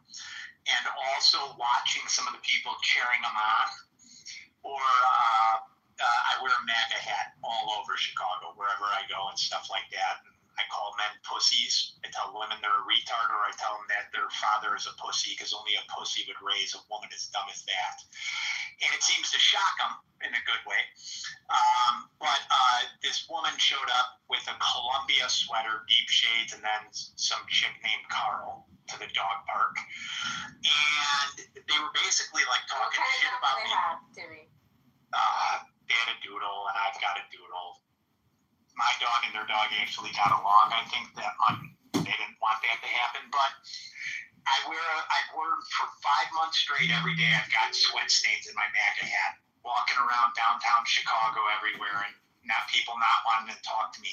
People are now talking to me at the dog park that wouldn't talk to me before, and they're making themselves look bad too because they're like, nobody deserves to die for free speech.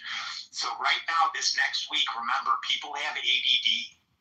Take advantage of the news cycle right now and bridge a conversation around Charlie Kirk or other people.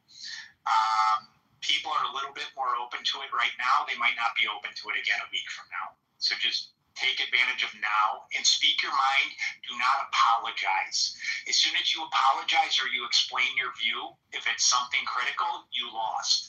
When someone looks at me for something, I say, get the fuck out of my city. And then I walk off. So, well, Socrates, was asked, are you still preaching philosophy? He says, yes, but it's very dangerous at the moment because you get punched in the nose. So, I don't like to be a target, and it's the same thing like with a bull and a red flag. I don't go waving red flags to attract bulls. There's enough psychotic, sociopathic, dangerous people out there where, I don't want to draw attention to myself. But I do want to create the parallel society here on social audio apps and through content. And I think connecting that way is the next level of communication. And really, it's doing it in the privacy of your own home through your cell phone. So, connect with everybody in this room, click on everybody's profile, follow each other, and let's communicate in peace, stillness, and joy. I hope everybody has a great weekend. Thanks for being here.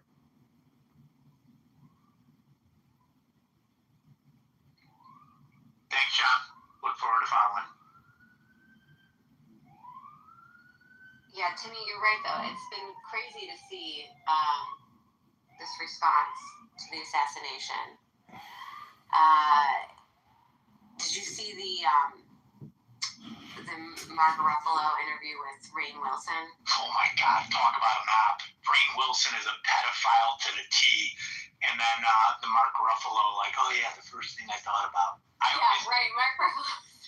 He was like, oh, yeah, you're right. Yeah, you're right. That's bad. Yeah. It was so ridiculous. We're going to see so much of that right now where people are going to start trying to come back to the center or other things like that. And we got to welcome them back, but we also have to hold them accountable and see if they're just trying to run for cover. And, if you want to look at my Instagram, you can even see, like, girl I know since I was 12. I go, hey, why'd you fuck up my relationship with your husband? Is it because I accused you of giving your child a vaccine injury or your dad's COVID death being because of your healthcare industry? And just calling them up for shock value. Hold them accountable and hold them, like, to their money. Wherever they're making their money too. Are you noticing that at all, Stacey? Sorry to like sidetrack you from the Ruffalo Rainn Wilson, but do you notice that with some of the healthcare employees or some of the other people too? They just want to pretend like nothing happened. I don't know. I don't think I've spoken to that many healthcare employees about it.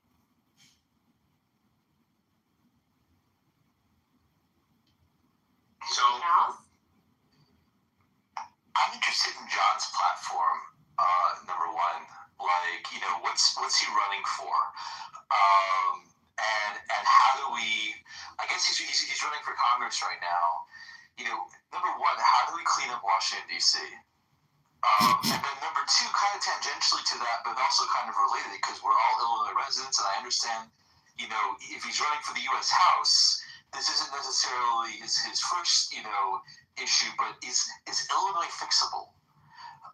Like, we've got all this pension debt. We have a screwed up, you know, Illinois political system between, you know, the mayor of Chicago and the governor. How do we fix it? What's your plan? Okay, so let me address the first part of the issue, which is Congress and the Senate. And just in the same way that police officers have body cams, we need more Congress people with body cams exposing the corruption in Washington, D.C. And that's exactly what I'm going to give you. It's exactly what I've been doing. I'm well set up to do it. I'm going to align with Thomas Massey, and we will hopefully form some type of new independent liberty caucus, but really we'll just call it the Robert or Thomas Massey party. And then the second part of the state of Illinois is I told everybody just about an hour ago or 30 minutes ago that all future legislators or Congress people or senators are essentially debt negotiators. So I do think all of our situations can be resolved peacefully with the banks, with the lenders, and hopefully if we get into Congress, we can lower our personal and public debts. And my campaign mantra is, repeat it after me, everybody. Stop borrowing. Stop spending. I got too excited. Sorry, John. I mean, the thing is that we have fiat currency, so the federal government doesn't have to default, right? I mean, obviously we have to stop spending. I agree with you. But, like, you know, our debt is money that we have to print later. I guess that's one big picture thing. The other thing, I guess, is I think it's like you got two choices here, right? Like one is to kind of, work with Mike Johnson or work with House leadership, and the other is to kind of, I guess, try to give your constituents more access to the Washington, D.C. system. Does it, like, one idea that I've had, like a big picture idea is, does it make sense to have, like, regular people from your district, maybe chosen at random, who have the time, wander out to Washington, D.C. for 3 to 6 months or so and sort of wander back? And so that way, yes, you have to... Yes, there's safety in numbers in Washington, D.C., but I think it also makes sense. Okay, 10 more seconds. 10 more seconds. Okay, it makes sense to have people from your home district out there for you to be able to talk to, and for MTG and for Thomas Massey to have the same thing. Okay, listen, a part of politics is being social, but also philosophical. Let me just add one more word to my campaign mantra right here. Stop borrowing, stop spending, stop taxing. Say it with me, fellow Americans and patriots. Stop borrowing, stop spending, stop taxing. Say it loud, say it proud. Stop taxing. We have taxation without representation in every avenue of our life, at least in Illinois for sure. From service taxes that they just did to the taxes at the grocery store. And I don't understand how there's still people thinking that it's from tariffs.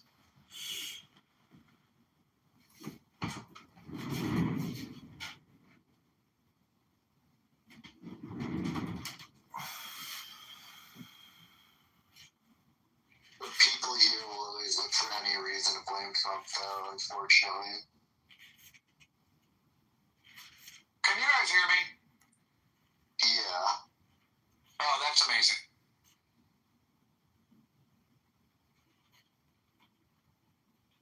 At the end of the day, all I want is a functional state. I don't want to have to move. Start shaming every parent that can't name 3 school board members. Sorry, Stacy. Oh, no. You go, Timmy. Name everything on sale at Costco. Oh, that is a good point. My question was, is it all of Illinois? Or most of Illinois? I don't know much about Illinois. Illinois is an interesting one because we have the machine and we have the state, but we have two states kind of because Chicago's so corrupt it depletes a ton of the resources from the rest of the state, which vote in the primaries, and you're not going to move up the chain politically if you're not a Democrat. I thought my dad was a Democrat until I turned like 35 and then had a real man conversation with him. He's like, no, I've been a Republican since the fucking day I was born.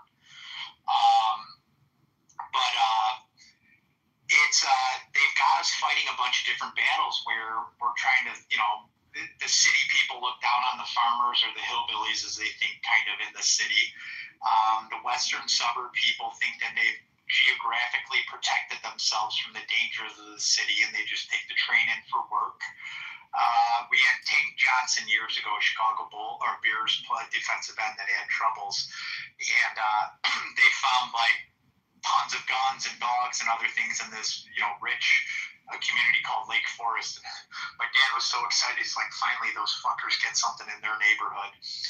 We have the people that are pulling the purse strings live far away in the suburbs, and they control the influence through the institutions in Chicago, the schools, the endowments, the museums, all the charities through donations. So they don't have to live in Chicago, but they can control Chicago politics through donations. That's terrible.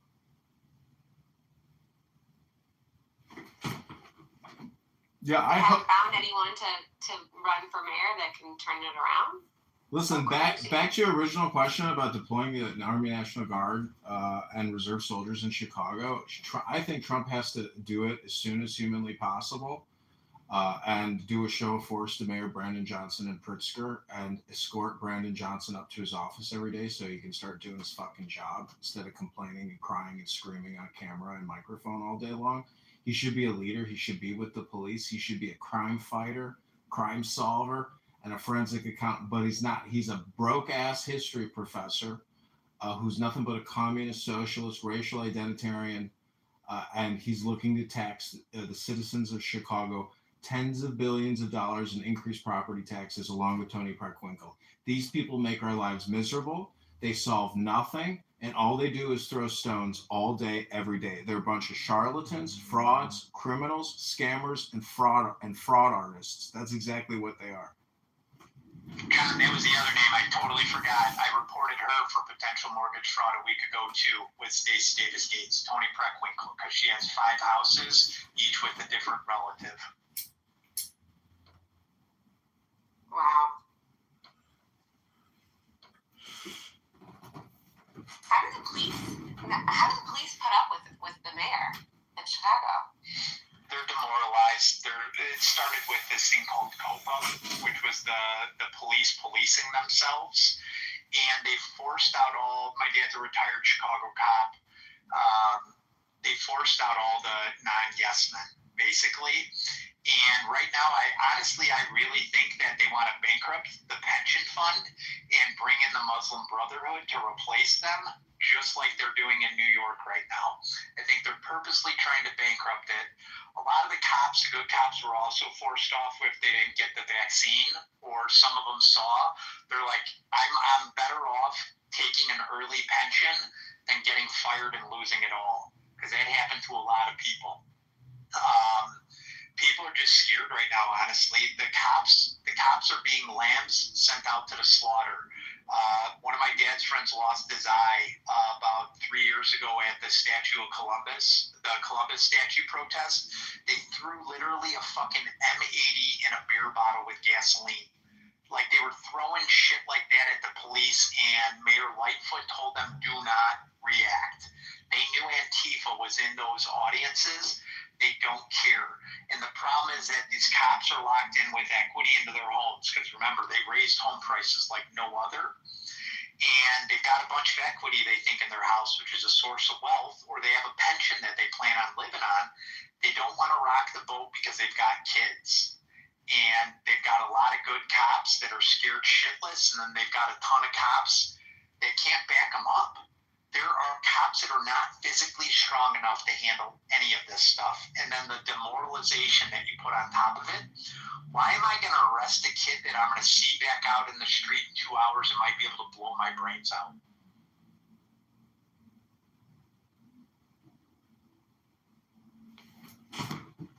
John's right. We need force. We need it now. Yeah, people on the South Side are asking for it. You're in the Chicago Flip Red movement, and you interview a lot of people that say, yeah, I think we need the National Guard out here because it's too dangerous to even live out here, and you're trapped in your house. And but basically, they need to do patrols and engage in street battles if need be.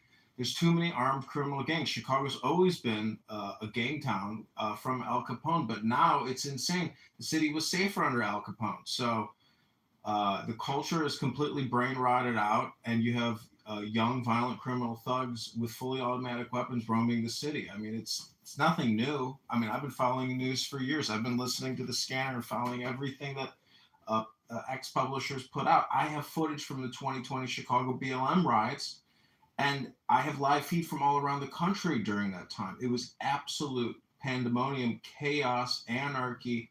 If you didn't have a firearm at that point, I bet you praying you did have a firearm at that point, because that's when you need your Second Amendment, when cities go to fucking chaos and the mind virus spreads and thousands of insane young, radical, violent people with guns decide to go loot and rob pharmacies and do whatever the fuck else they do. So I've got the footage. I've got the receipts. Also out of 2020, I have videos of Dr. Fauci on CNBC. There's so many videos from 2020 that I have sitting on this laptop because I use Bandicam, which is a screen recorder. And Facebook used to have all these live streams. They probably still do. But at the time, it was so interesting to capture the live stream footage from the internet with regards to the BLM summer riots and the COVID-19 lockdowns, as well as the invasion of the border. So we got triple slammed at that time. And I've got the receipts. But anyways, I hope you all have a good weekend. I hope this is a positive and upbeat room. Thanks for being here. This is my first successful X Space with more than one person to actually talk to. We do have a lot of people who have not yet spoken. So if you haven't spoken yet, now's your time to speak up.